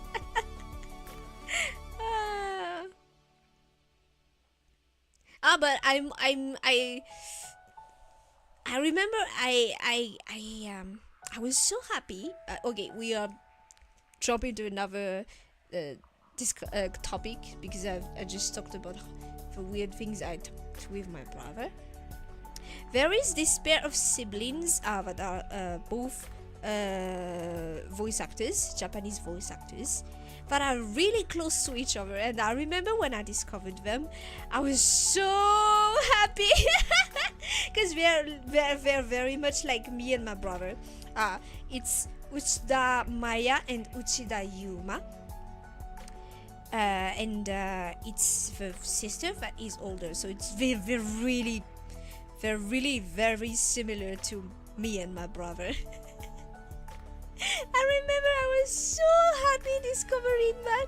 Oh, a pair of siblings that really love each other without it being weird, you know. It's just natural for them to be super close to each other.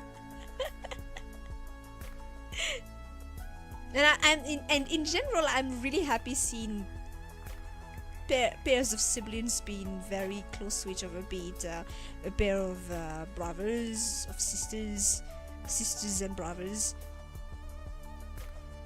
and the pairs, because it just reminds me of me and my brother. It's always just been me and my brother, and it's always gonna be just me and my brother.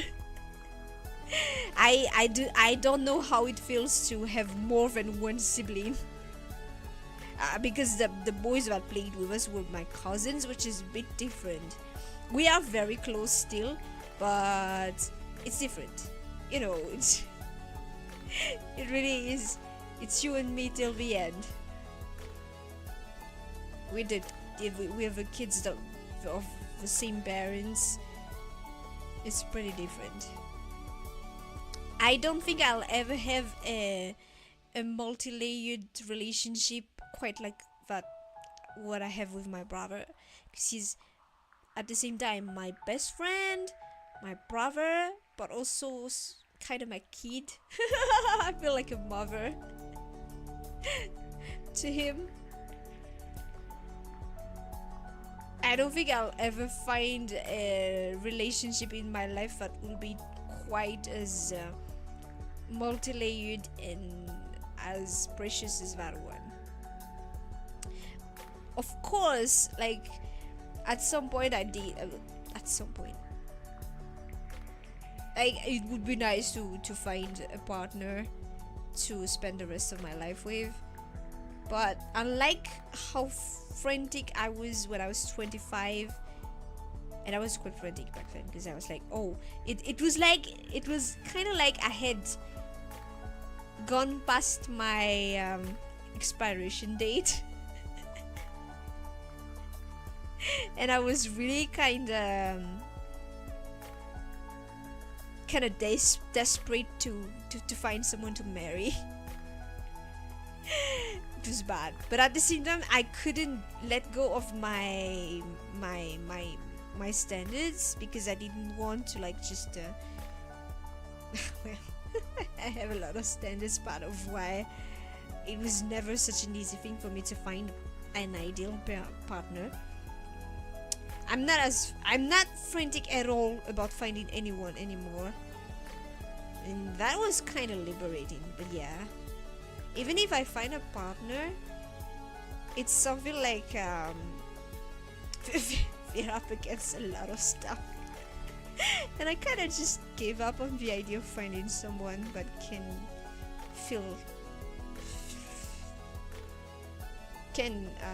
actually tick all the right boxes.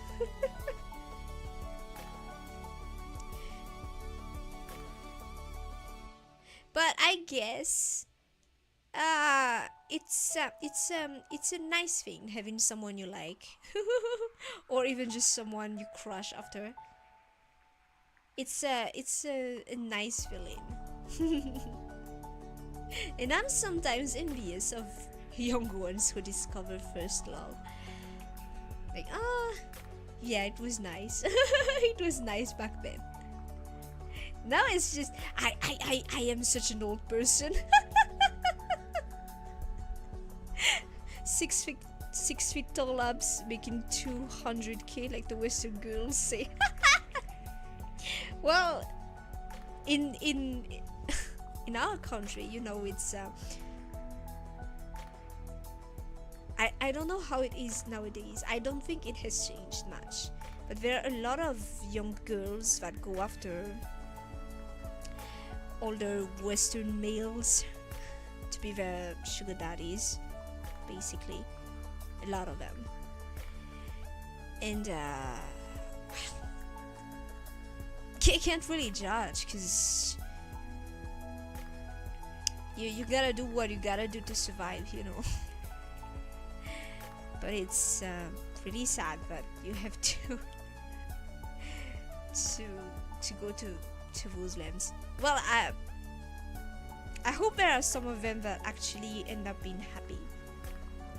But I have this this feeling in my guts that's saying that no, most of them probably aren't. But I don't know. Maybe I'm just projecting, because I wouldn't be happy in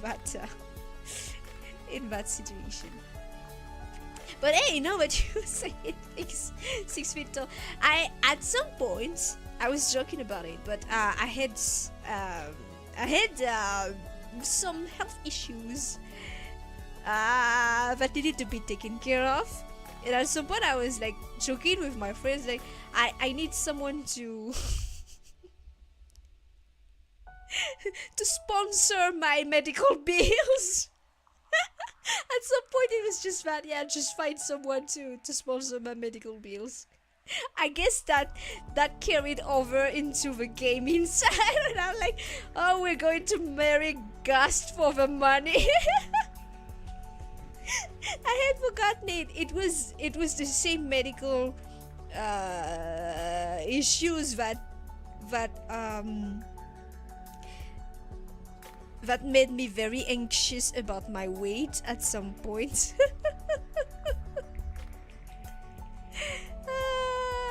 Not because I want to have a thin figure, but literally because it would have spelled problems for me if I was getting too much weight. I kind of forgot about that. Maybe I should go back to try to find someone to sponsor my medical bills. because we're not getting any younger, and that medical issue hasn't gone away.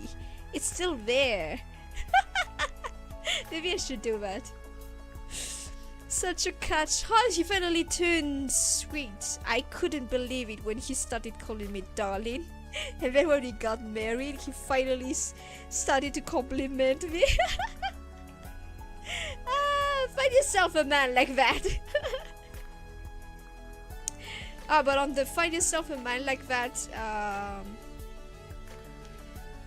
podium, there's not quite like there are many like that too in mangas and manhwas. Like, they're depicting them to be such perfect specimens. You're just like, yep, this can only exist on an imaginary character. You are not going to find someone who has all of that.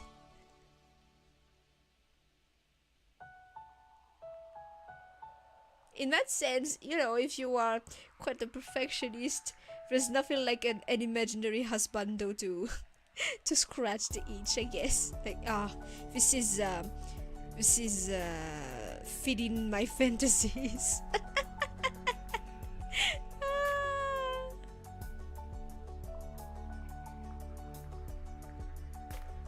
And now it makes me wonder, do I have a type? When I look at the husbandos I really like, I feel like I do, but I cannot determine it. You know what? Maybe another time we could try to make a Nova's husbando tier list and determine, oh, so this is Nova's type. That could be funny.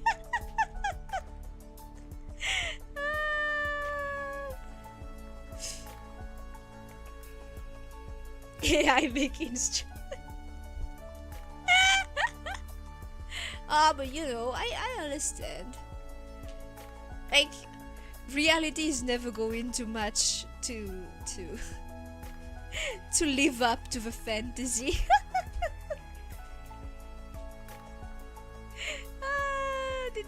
Detective Wuxi, what is Nova's husbando type? Number one, has to have a hot voice. If that doesn't do it, if that is not that, I think that's the very first criteria. Has to have a hot voice, preferably voiced by Tomoya. Come on. Oh wait, the other day I was watching an anime and the male lead had a voice kind of like a cross between Maeno Tomoaki and Umehara Yuichiro, and I was two of my most favorite voices. And I was like, oh, am I in heaven?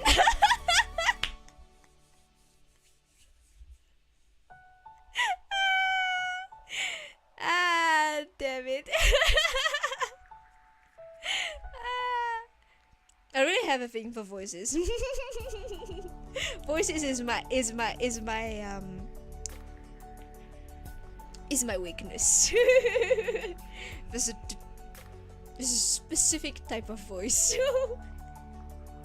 And it goes in both senses. It's like there might be someone that I really like, but if they have a voice that grates my ears the wrong way, it's not gonna work. There are some streamers that I feel like seems pretty fun to watch, but just they have the quality of their voice. Quality is the word I'm searching for, but the color of their voice, the way their voice hits my ears is so grating. It's like I don't know if it's like the feeling of someone grating their nails against a board, you know, a chalkboard. Or do people still do Western countries use chalkboards? I don't know. It's a grating. If the voice is grating, I can't. It's actually physically painful. And he's like, oh yeah, maybe you could have been someone I could appreciate the content of. Sadly, the voice doesn't do it. Whisper sweet things in Nova's ear. That's why the drama cities, drama voices vomix are so good. Vocal lessons? No. It doesn't have anything to do with vocal lessons. It's really just the voice of a person. It's literally their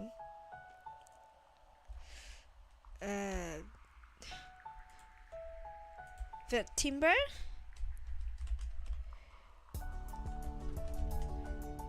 I don't know how do I say it. Timbre de voix. Je sais pas. I don't know. Their tone of voice. I don't think that's exactly it, but yeah. It's literally it's not a question of learning to modulate their voice. It's really just how the voice sounds. There are some voices that I just can't take listening to.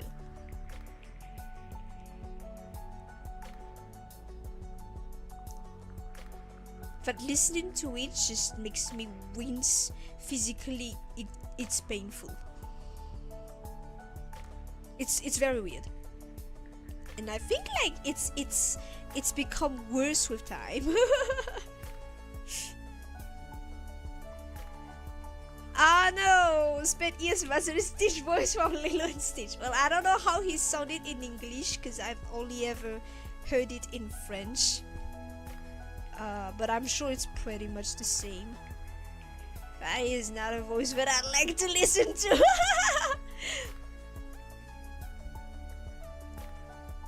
I think it's but I think that would be fine. I think it's the shrill voices I can take. The shrill, super high tone of voice. This stuff I could. I can't. When there's that kind of quality, it's physically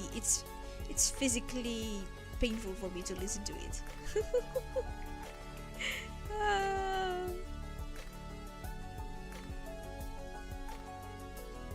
So for once, it's not just me being particular because I'm particular. It's like really physically I cannot take it.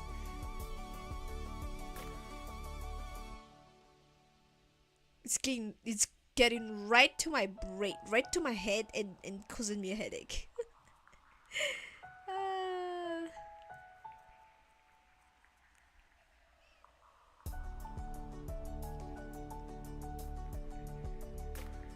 Yeah, many ideas of streams we could do, but yeah, we'll figure it out. I've been thinking of what I would be doing as a special for 500 subscribers when we reach it. You know what? At this point, let's see when we reach it. I refuse to go down with how many are we right now? I can grow, damn it. If some people are able to go with 3K, I don't know, 1 week, why can't I get to 500 subscribers? There's gotta be 500 people that can like what I have to offer, right? We don't have to like everything, but just part of it enough to want to continue being here.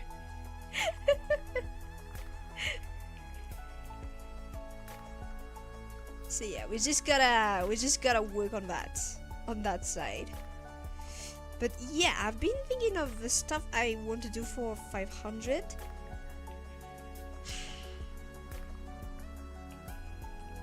And you know what?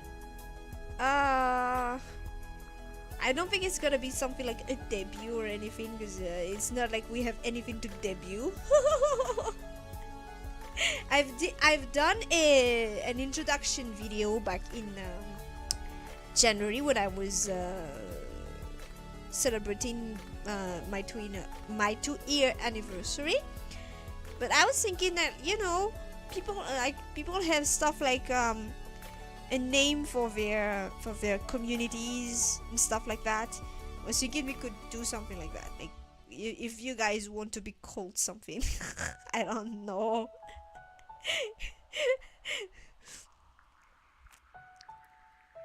I don't know. Do you guys want to have a name like that, or what are we gonna do for the special 500? I was thinking of maybe talking about Nova's lore because I haven't done that at all. It's just that I'm such a I'll never get to do it. Like, maybe it's not gonna be super meta talk, but maybe a bit. What do you wanna be called? Yeah. Bro, my supporters. What? You supporting Bro Van, not me?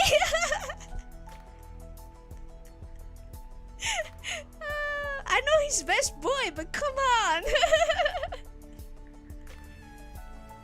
But yeah, something like that, like talking a little about Nova's lore.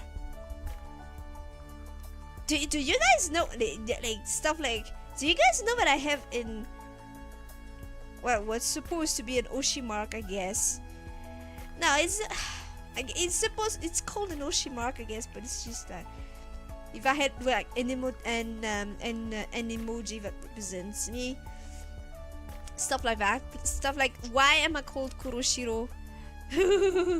And you know, I was thinking maybe we can talk about stuff like that. I did brush on it a tiny bit on the introduction video. I guess we can go back to it, react to it, and then talk about Nova's lore, what you guys want to be called, and you don't know my lore, yeah, because I haven't shared it. So yeah, stuff like that, and maybe I've been thinking of I said it before, I cannot get monetized on YouTube because the YouTube partner program is not available in my country. So I was thinking of trying to open up some kind of membership on Buy Me a Coffee, maybe, if you guys are interested in supporting me, and maybe I can put some special stuff there. I don't know. It's because like I am monetized on Twitch, but I do not like the fact that my viewers on Twitch and my viewers on YouTube are getting different experiences. So, oh, by the way, do you guys get any ads on YouTube? Have you ever watched a video of mine and gotten an ad on it?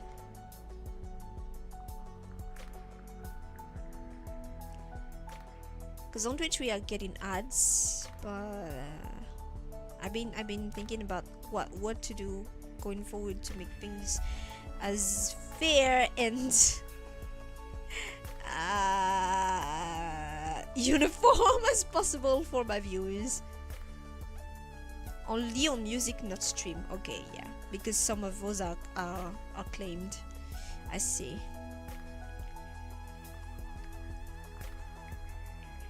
Most of the music is claimed, but I didn't really care because I just wanted to do the covers. I see, but it's not the same. And plus, honestly, the thing is, on Twitch I barely get anything. Like, obviously I don't get anything with the ads because there's barely anyone watching anyway. If someone wants to support me, honestly, I think this so far is just the tips jar on Buy Me a Coffee, where I actually get most of the money instead of on Twitch where I get barely anything. But you know, the thing is, when you're so small anyway,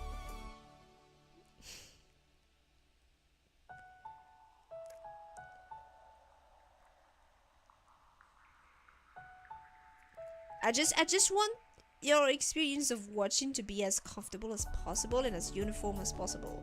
Like, I find it sad that on Twitch there are emotes if you want, but we are never gonna have that on YouTube because I'm never gonna get monetized. So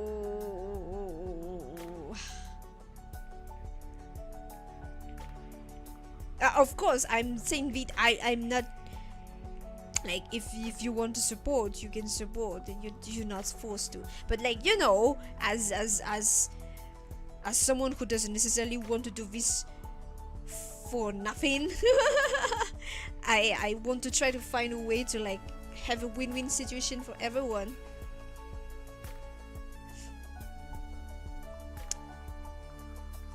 Putting up some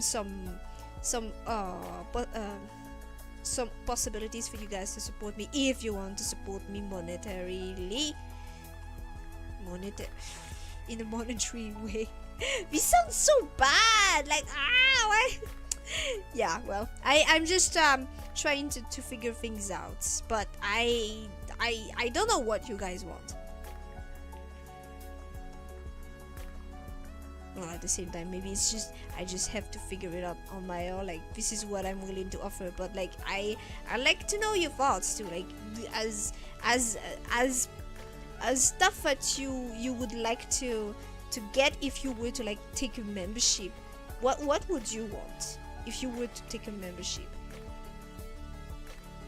I'm curious about that. Yeah, but I'll just take a page out of what other people do, obviously, at some point. But yeah, maybe I'll try to put that down once we reach the 500. You know, having like, there's the possibility is there if you wish, if you want. We need the husband hunt for the medical supporting husband. Wouldn't that be nice? Yeah, thank you so much for always commenting. You know, it's always very nice. I do not want to take it for granted. But really, it's as a very small creator that gets barely anything. Like, oh, it's nice when you receive a little comment of encouragement. And you always say stuff like, oh, you were actually there. You actually paid attention to whatever was happening. You know, it's like, oh, okay. They had a minimum of interest in what I was doing instead of just feeling pity. So that's really nice. Community games. Oh, Jackbox. What is Jackbox? Yeah, that's something that we could check out too. Yeah.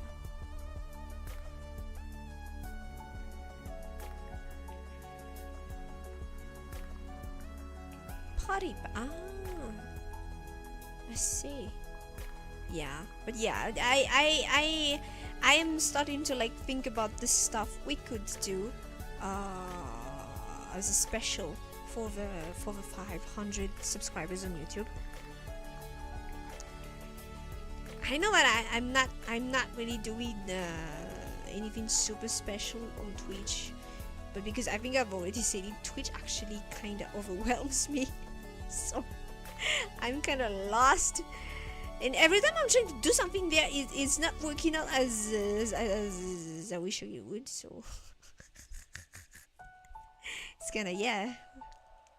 But I don't want to spit in the face of the goodwill I've received on Twitch. So there's that. But I'm honestly wondering if I shouldn't just stop.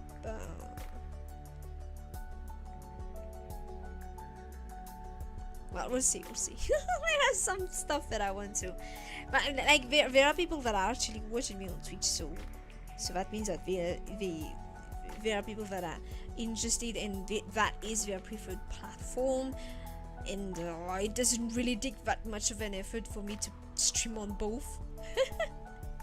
So I can always just maintain both. But yeah,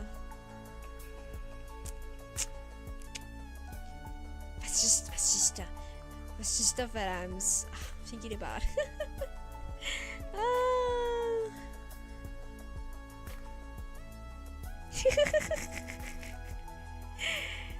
I don't understand. Why can I monetize on Twitch and why can I not on YouTube? What is the problem? Well,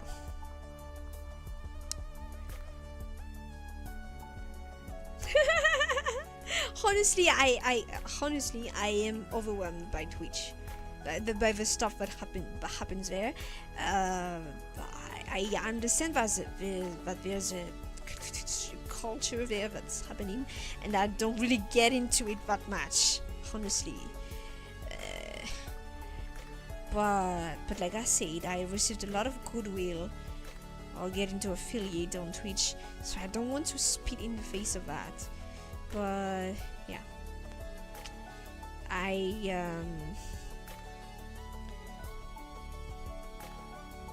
am not really.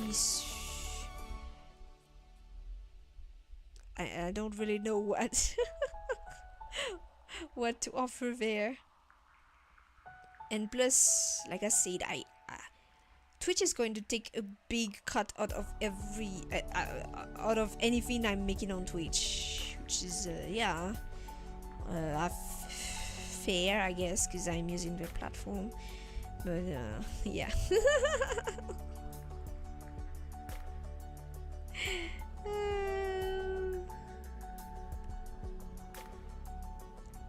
I guess there's part of that little, like, why do I have to feed a big corporate company? Part of it right there. Plus they take bigger cuts of everything than YouTube does in truth, so there's that too. I don't think there's any interest for me trying to get to another streaming platform, because the big ones don't even monetize me, so it's not the middle ones that are gonna be doing that either. Where are we talking about this? But yeah, no, but I was saying that I'm thinking about this stuff we could do for as a special for the 500. Hopefully we get there, it won't take too long. But that is all about the work I need to put up for people to find me. What is this girl doing? Honestly, it's been 2 years, I still don't really know what I'm doing. It's terrible. I still feel like I'm just bumbling around trying to do stuff here. And I think maybe you've noticed it, but these days when every time I finish a stream by a little Zatsudan, and I'm always saying I'll keep continuing doing this, it's I'm putting pressure on myself. Like, if I say it on stream with people actually hearing it, I have to go through with it.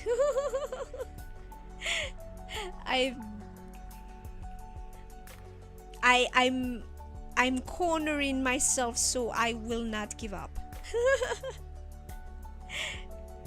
I'm at that stage. I'm cornering myself so I will not give up. Because honestly, 2 years and being still a little insect in this big sea, despite all the effort I put in, kinda hurts. And I'm not saying that to like put anyone down if they are going through the same stuff or anything. It's just you know, I was hoping to prove to myself and to others that this is not just a pipe dream, and you can actually make it. As this is not a career path that is within the like the what is it, the traditional kind of career paths, you know, kind of like how becoming a singer in my country scene. It's the kind of thing that goes like, what? Is that even a job?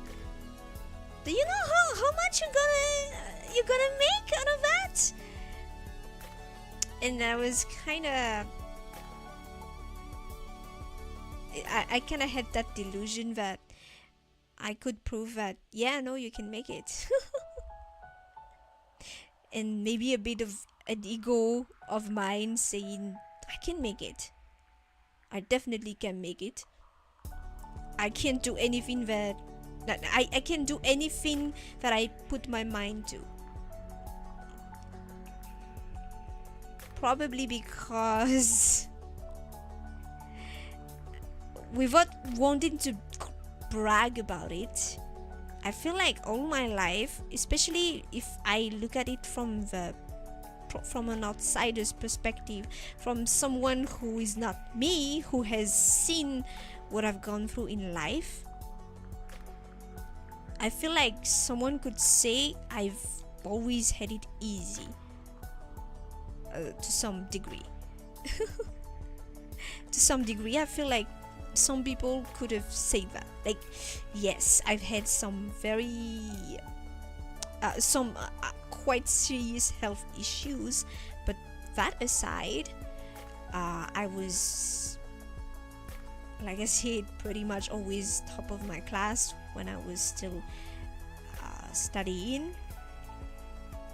I had to do some I went to some how do you call it, like to the schools I went to are considered quite good schools, you know, and I had to go to get into them through how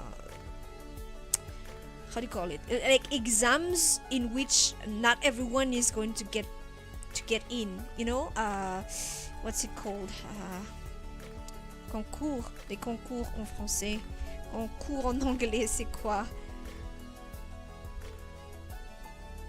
like you had to compete with other people to get inside the schools. To be admitted into the schools I had to compete with other people, and that happened so it was for middle school I had to do that, and then when I went into university, the same.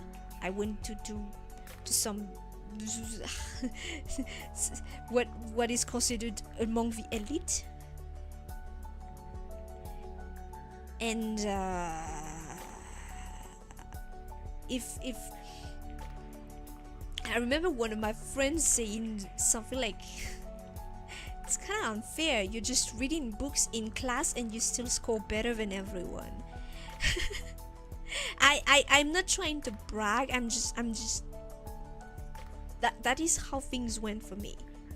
Like, yeah, I had some hard health problems, but everything else seemed to be smooth sailing.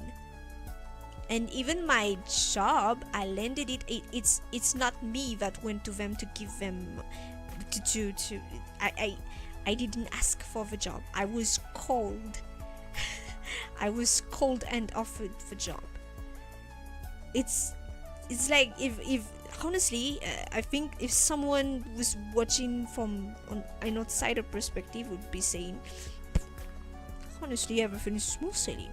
She gets everything on her lap without doing anything. And probably that's part of why I was struggling with my depression, because it felt like, girl, You have everything. Why are you sad? But that is another issue altogether. But I know it's part of why it was such a hard time too, because like you are already suffering from depression, and at the same time you're like you can't find a reason why depression even occurred. But yeah, so like it felt like everything was smooth sailing for me in life. All the right things happened, but they were never things that I wanted. Like, I went to those schools because my parents wanted me to go to those schools, and I got the job. I didn't ask for it. I was scouted for it, and I without any prior experience or anything, I was just scouted for it, and I was like, okay. And I just went with it because it was an opportunity that was given to me. But those weren't things that I chose for myself. And this was the first time I did something like, okay, I want to do it because I actually want to. This is something that I choose for myself. And you know what? I'm going to prove that I can make it. 2.5 years, and here we are. Most of the time I feel like I can't make it. And damn does it hurt. Not just my pride, but just my soul. And so every time when I finish with a little zatsudan like this, I'm like, I'll keep doing this because I love this and I want to make it work. I'm cornering myself basically, with a few people as my witnesses. Okay, she said she's gonna make it. Now that I said that I'm gonna make it with people that actually heard it, I have to make it. I'm at that stage. and you know,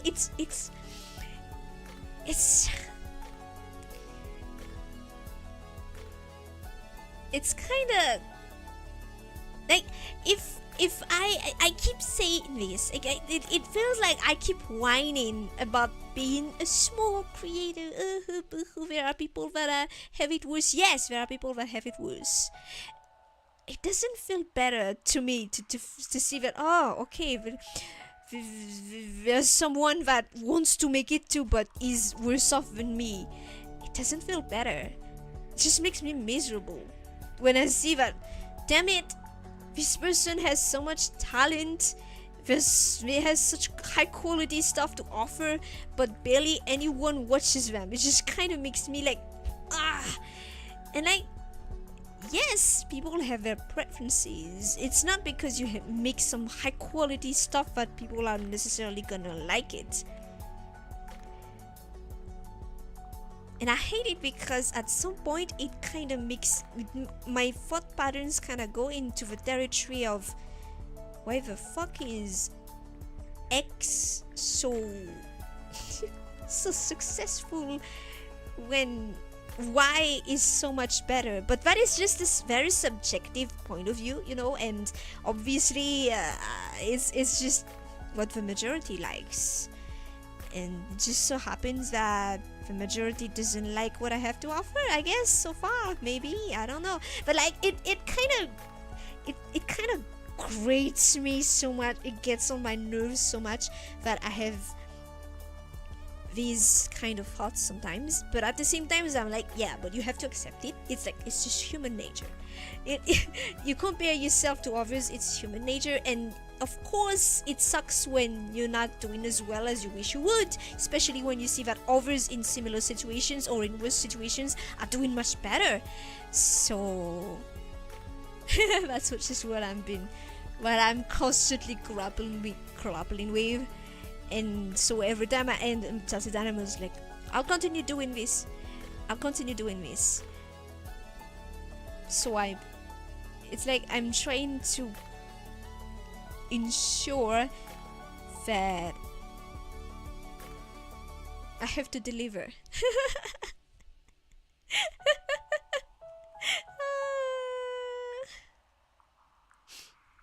whether you get discovered by the right people also. Yeah, no, it's really a question of being at the right place at the right time with the right kind of content. And yeah, well, I'm not chasing after the most popular stuff. I accept that. I accept that is gonna have some impact, but yeah, at the same time, it's also kind of hard because you have to go after. You can't compete, quote unquote, compete on the same playing field as the big players. It's just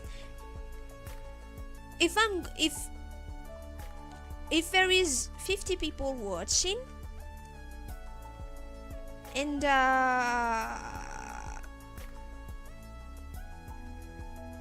there is one person there that those 50 people are watching and who is streaming I don't know what's a very popular game, Apex Legends. There is no reason for them to go watch me stream Apex Legends because they already have someone there that they watch, they know they like. So you have to go and try to make your own little niche, but at the same time make sure it's not so niche that barely anyone will be interested.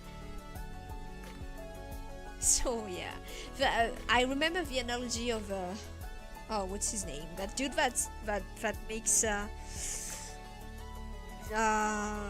videos that are counseling creators on YouTube. Nate Black, was it? That it's like when you're a small creator, it's like you have your own little stall on the market, and like everyone is going towards the popular stall, and then there is one person that sees your stall where there's nobody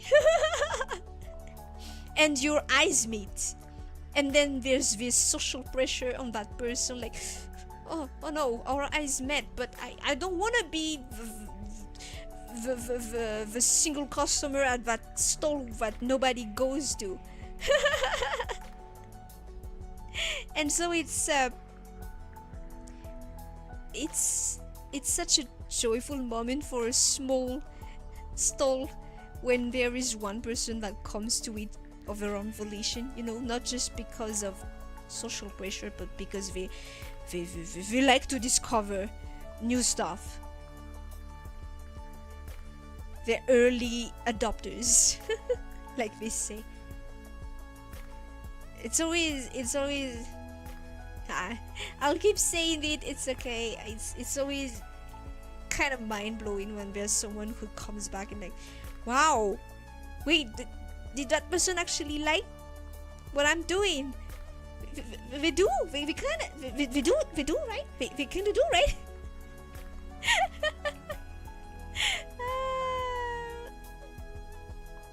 Yeah.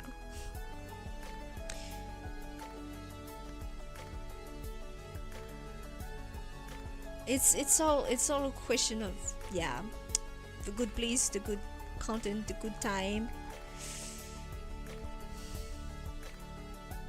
But I don't know how naive it is to think that it's just not my time yet.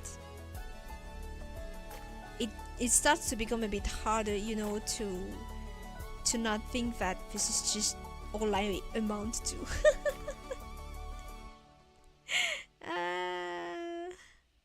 Yeah, today's songs are a bit philosophical and a bit might sound a bit depressive. I'm sorry. Okay, I'll stop.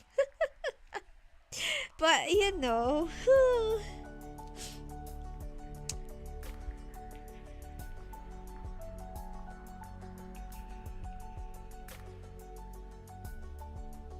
I've also seen these things like people want to have a connection with the creators they follow, and yeah, I I can see that. I can understand that. Like, it's we will never know each other on a very on an actual personal level, at least not as not beyond of what we allow each other to see here on stream. But I can understand that little feeling that when, for example, I watch I'll say if I see a video of PewDiePie, a vlog of PewDiePie just having a nice day with his family out, and it kind of just feels so nice, you know. And I think I can understand wanting to have a bit of a connection. Like, you don't have to know everything, but being given that little glimpse into their life and their inner thoughts, being reminded that they are also human beings, that I have their own struggles, but also have their own little pieces of happiness. And it kind of feels good when they're sharing it with you. I guess I can feel that.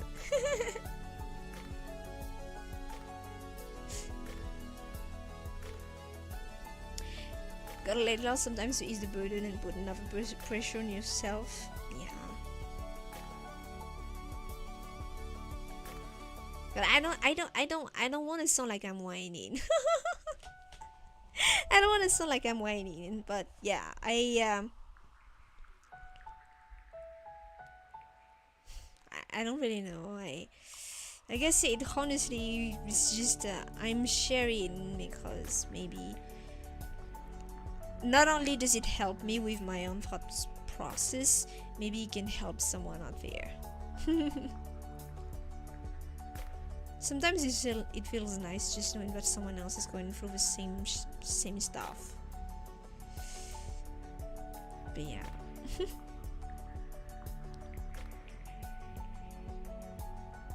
It's just that I wish I was back at that point where I felt like, oh, it's kind of going better, so I can just be happy seeing other people succeeding.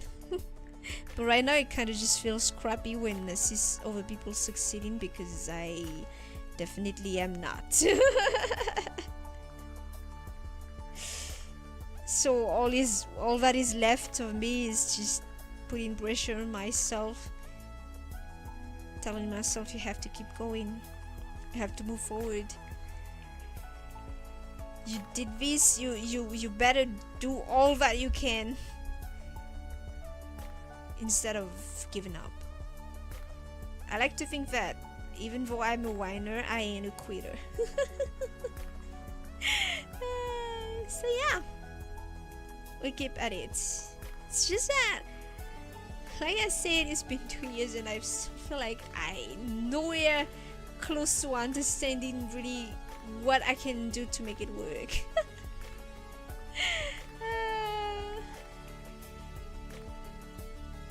But yeah. I just gotta keep going at it. The other thing is I've been pushing myself, like I said, at 200% this day for a few months now. Because well, I keep looking at my analytics and like, okay, we need to keep pushing, because nobody will discover you if you don't put up any content. They have to see what is this person offering. Is this something that is of value to me? And so I'm like, yeah, you need to keep pushing, keep doing more, keep putting up more content. And it's been that for honestly, I think since December. And I'm starting to feel like I'm cracking a bit. And well, it's self-inflicted, so I gotta deal with it. But yeah.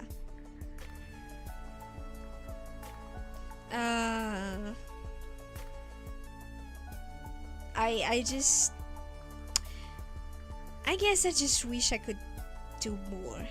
And I am wondering these days if I am actually really giving it my all or if I'm just half-assing it, because I don't know. How do you know that you actually really did everything? Is there a way to know that? Did I really do everything? Or if I am still wondering, maybe it just means that I didn't. I'm also very hesitant about investing more money into everything because well, I've already invested in I've already used up a lot of the money I saved up. And I'm at that stage where I'm like, okay, we have to really be careful about all our expenses. Because if it comes to a point where I have to pick up another job again to continue surviving so I can sustain this, that means that I'm gonna have less time, and that means that everything that I built up might just go up in smoke again. What is this talk?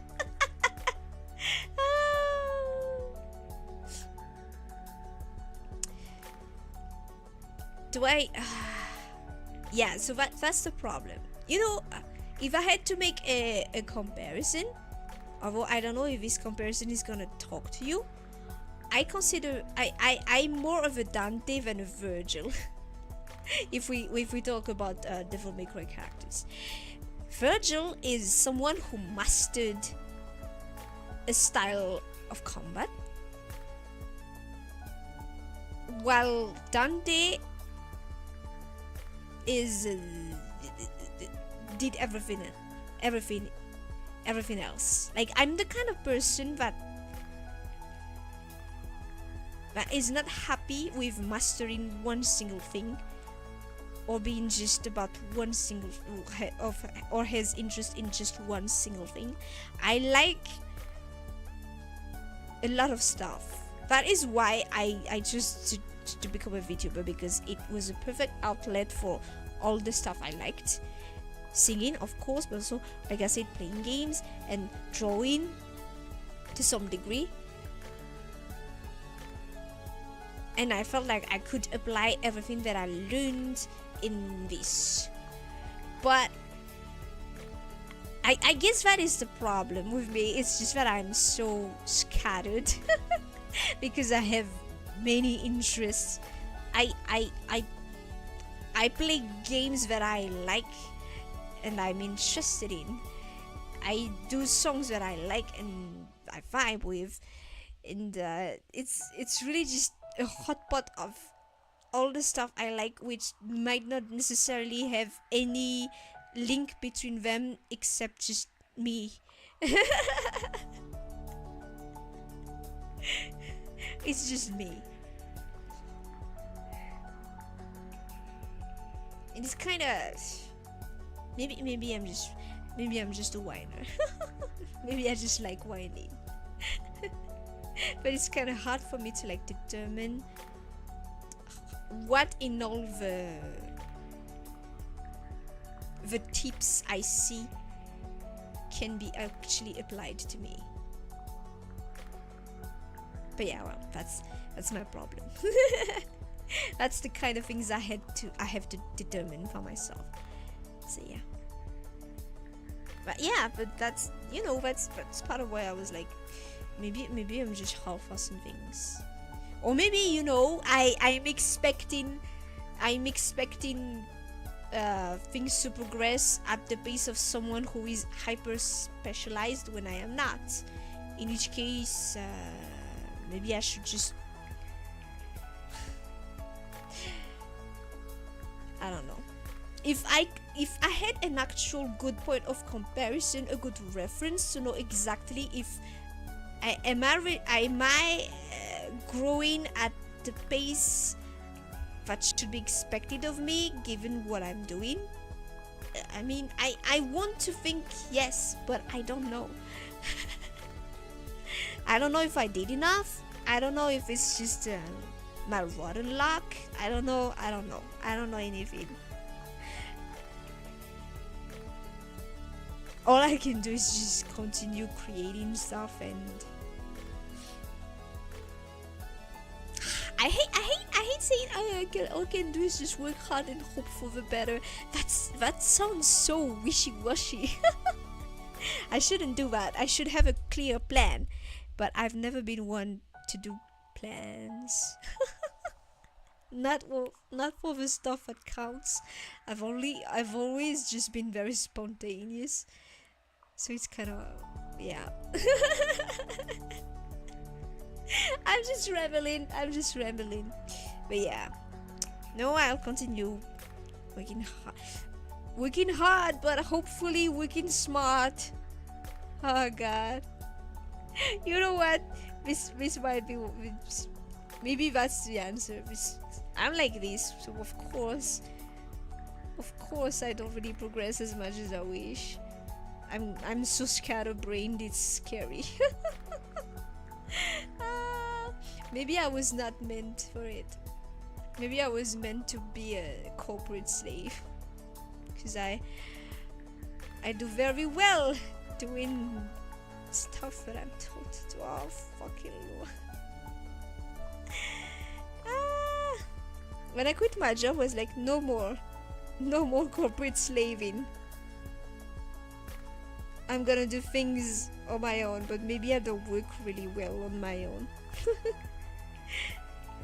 Because I slave drive myself, but I don't have a clear drive. Maybe, I don't know. Oh. This rambling has given me some stuff to think about.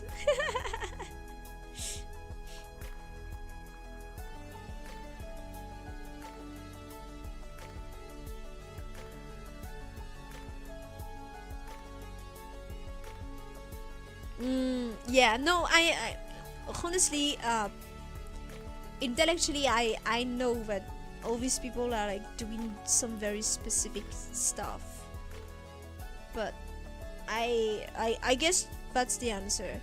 I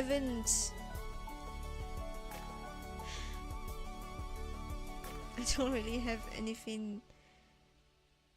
I haven't found any theme from which I can derive stuff. I don't know. Apart from it's just Nova doing stuff. But who cares about Nova doing stuff, right? So yeah.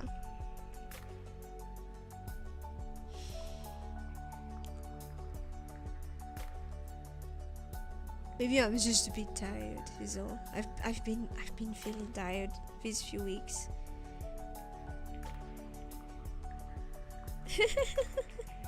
So maybe it's just that.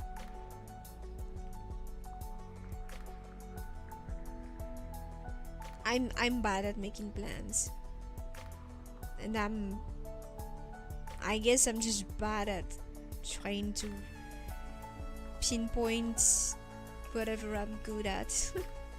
If I'm even good at anything.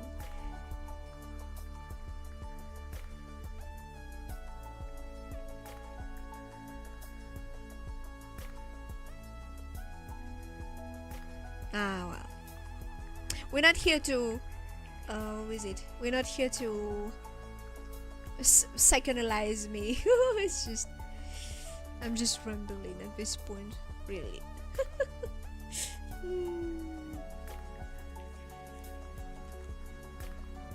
Yeah.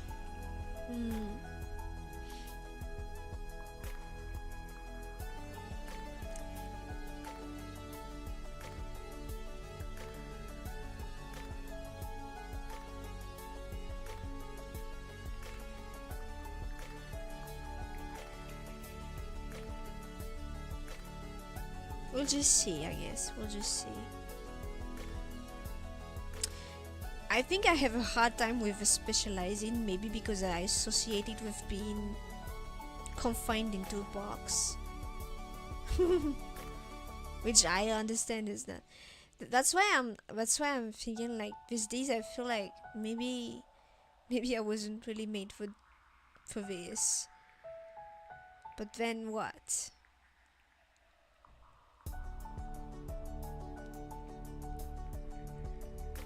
I was so proud of being able to adapt to any situation. So I just have to make this work one way or another.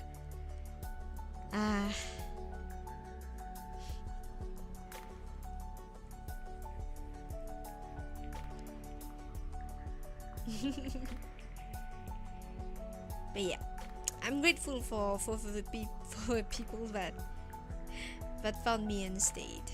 I hope to continue giving you guys something you can like here. But yeah, I think I'm just tired. I'm just tired these days. But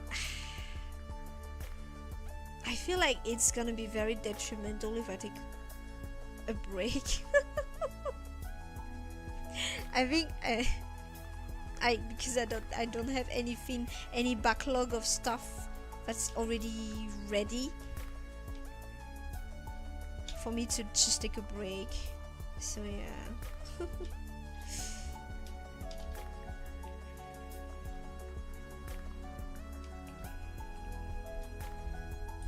Well, everything that I think clearly it's like if I'm not doing as well as I thought I would, there's something that I'm not doing well, so I just have to fix that. But I just hope that at the end of the day I will not come to the realization that even if I loved this is not made for me, and I have to come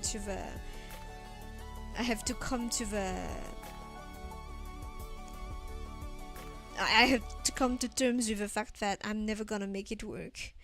I just that's the one thing I hope will not happen. Then again, I'm pretty stubborn. It's not because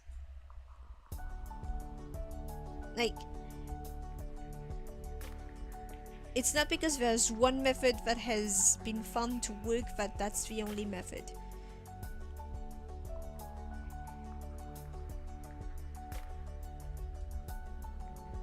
Because I think I'm the kind of person that cares more about the journey than the destination at the end of the day. So yeah, it's, you know what, maybe what I should think is it's fine if I grow at a snail's pace, as long as I grow. Just because I started as I was in like any particularity and I lack any financial backing, that I have to stay in mediocrity all my life. So I just, if there is no way, we're just gonna make a way.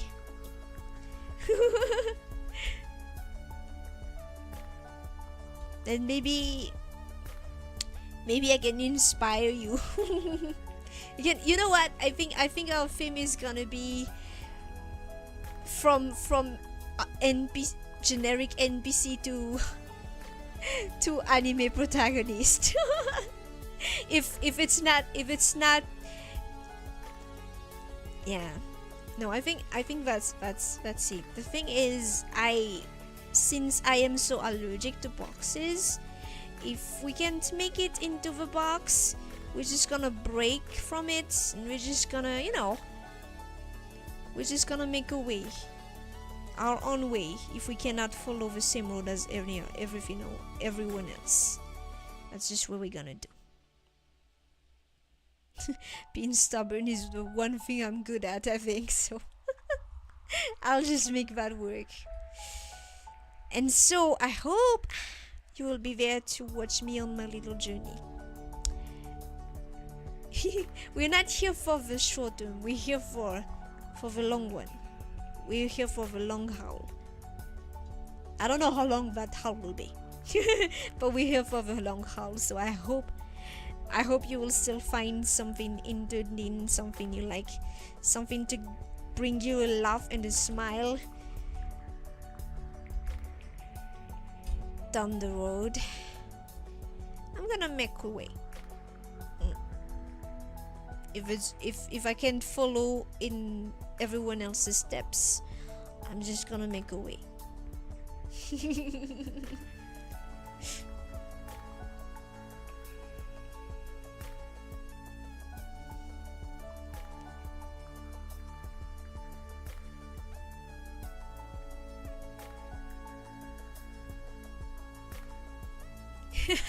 No, we're not here to save the world. Just, I just at the end of the day, I just want my life to have been meaningful, and I feel like this can make it so. In my eyes.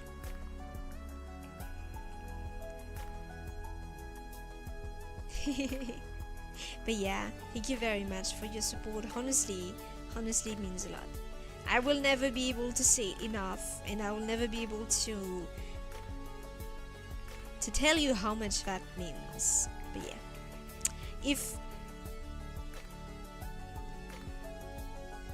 I brought you a little smile, a little laugh, know that your comments also did bring me a smile.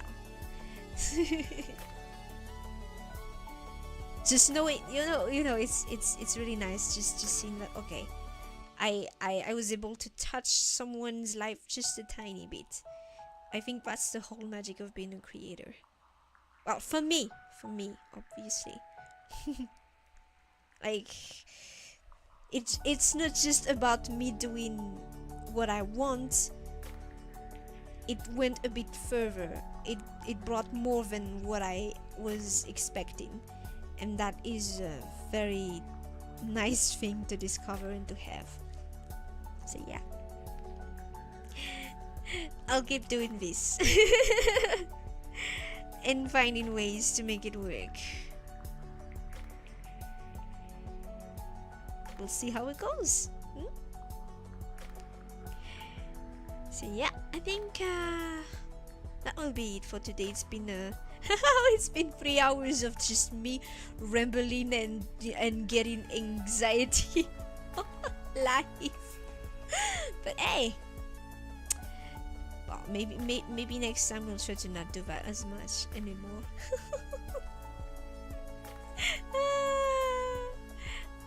Who likes hearing someone whining, right? I don't want you guys to remember me whining. I want you to remember that I always moved forward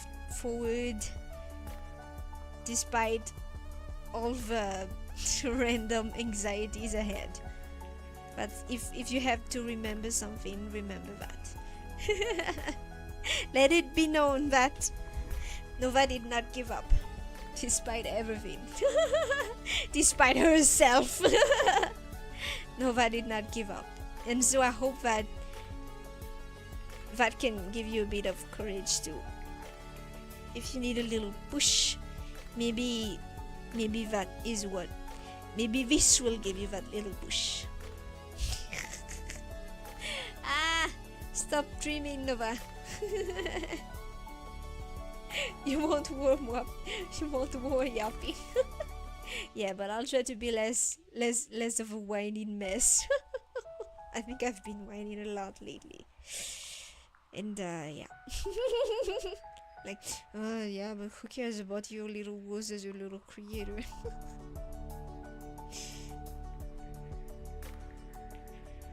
But hey,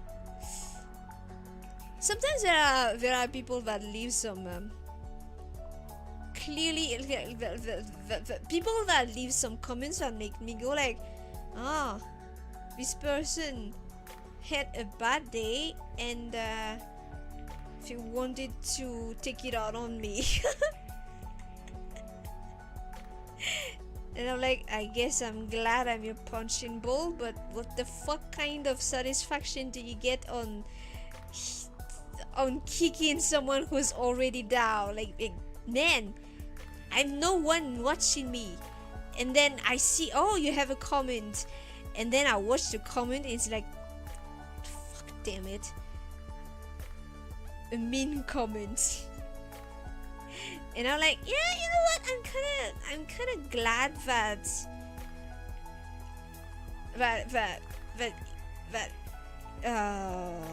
nobody knows exactly how many dislikes I get, because I feel like there are people.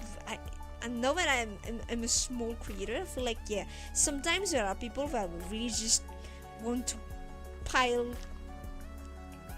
dogpile on you, because there are people that are petty and small.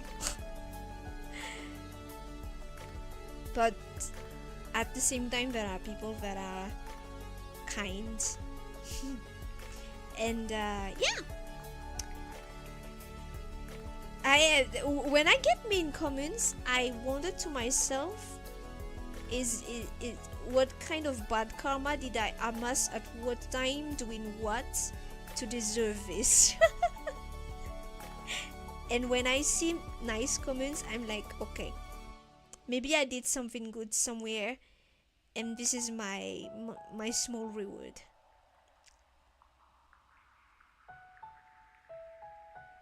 So yeah. Nice comments always make my day. But that doesn't mean like you force yourself to leave nice comments. Like I don't really want to feel like I'm being pitied either. that would feel so shitty.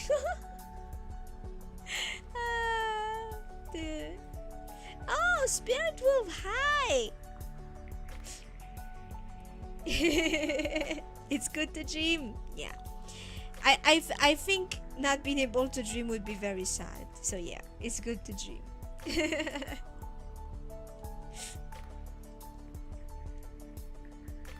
Oh no, you got attacked by a wasp. I hope you are okay.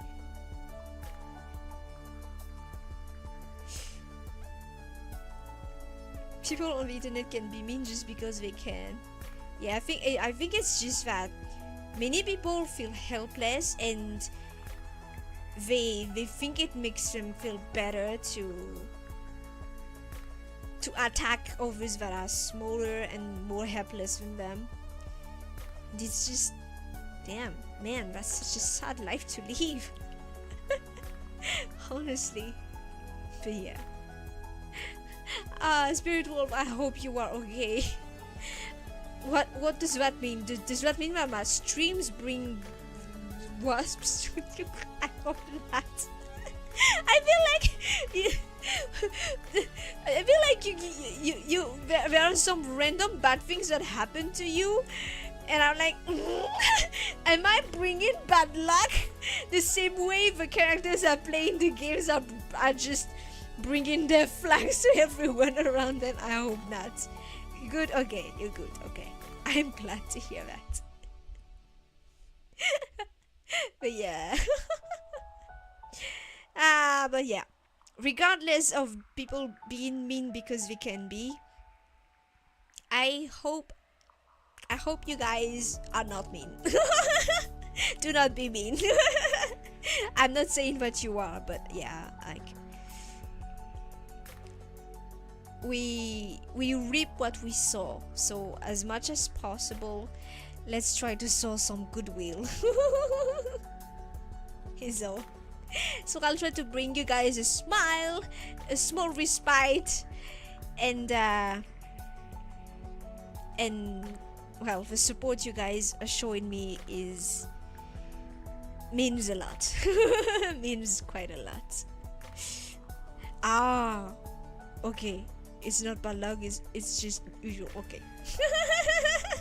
Okay, so I hope that will not happen too much. Like, okay, you live next to a forest, but I hope nothing bad happens. I feel like sometimes I feel like maybe I do have a wait, no, I was gonna say sometimes I feel like maybe I do have the strong kind of luck that brings bad luck to others, but when I'm looking back, everything that happened to me. No, I think it's just my luck just balances itself out. I get some very shitty hands, and then sometimes it's not so bad. You get to see bunnies sometimes. Oh. See, it's not all bad. Life is not all bad. There's good, there's bad. That's the beauty of it. And yeah, I think that will be it for today, guys. Thank you very much for dropping by, listening to me yapping and whining a bit. But I hope that you will remember that the conclusion is Nova is always going to move forward, and so I hope you will too. Whatever you are going through, someone is always gonna have it worse off, and someone is always gonna have it better. We have the hands that we have been dealt, and we're just gonna make it work. That is what I think. You are free to think whatever you want, but if my going forward, if watching me going forward is of any help to you, I hope it brings you a bit of courage. And yeah, I wish you guys a nice weekend. I wish you to have some good rest. If you've been tired, take care of yourself. Take breaks when possible. Keep yourself warm when it's cold. Keep yourself cool when it's hot. What else? Touch grass when you can. Hydrate. Try to exercise a bit. Do things that make you happy as much as possible. And try to be kind to others.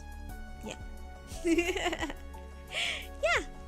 So that will be it. I will try to put up the schedule for next week on Sunday, as always, if at all possible. My energy levels are still very low, honestly speaking. So we'll see how it goes.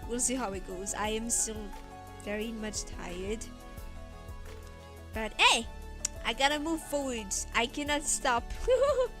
I cannot stop because I want this to work, and I'm gonna have to keep working hard on it. I hope you guys will keep watching over me. Yep. Thank you guys so much. Above all, take care of yourselves and try to find a bit of happiness where you can. Life's enough of a beach. But yeah. Take care of yourselves, and I hope to see you again next week, hopefully. I will keep you guys posted of any changes, if there are any. Honestly, I'm super tired, so I don't know, but we'll see how it goes. Maybe we'll just we'll just keep taking it easy next week with short-ish streams and stuff. And I will seriously consider what kind of things we'll do as a special for 500. I've already started on some stuff, but we'll see. And yeah, stuff we can do in the future. I hope we can still share some nice moments here together. And yeah. Thank you guys very much for dropping by. Take care of yourselves. See you. Bye bye.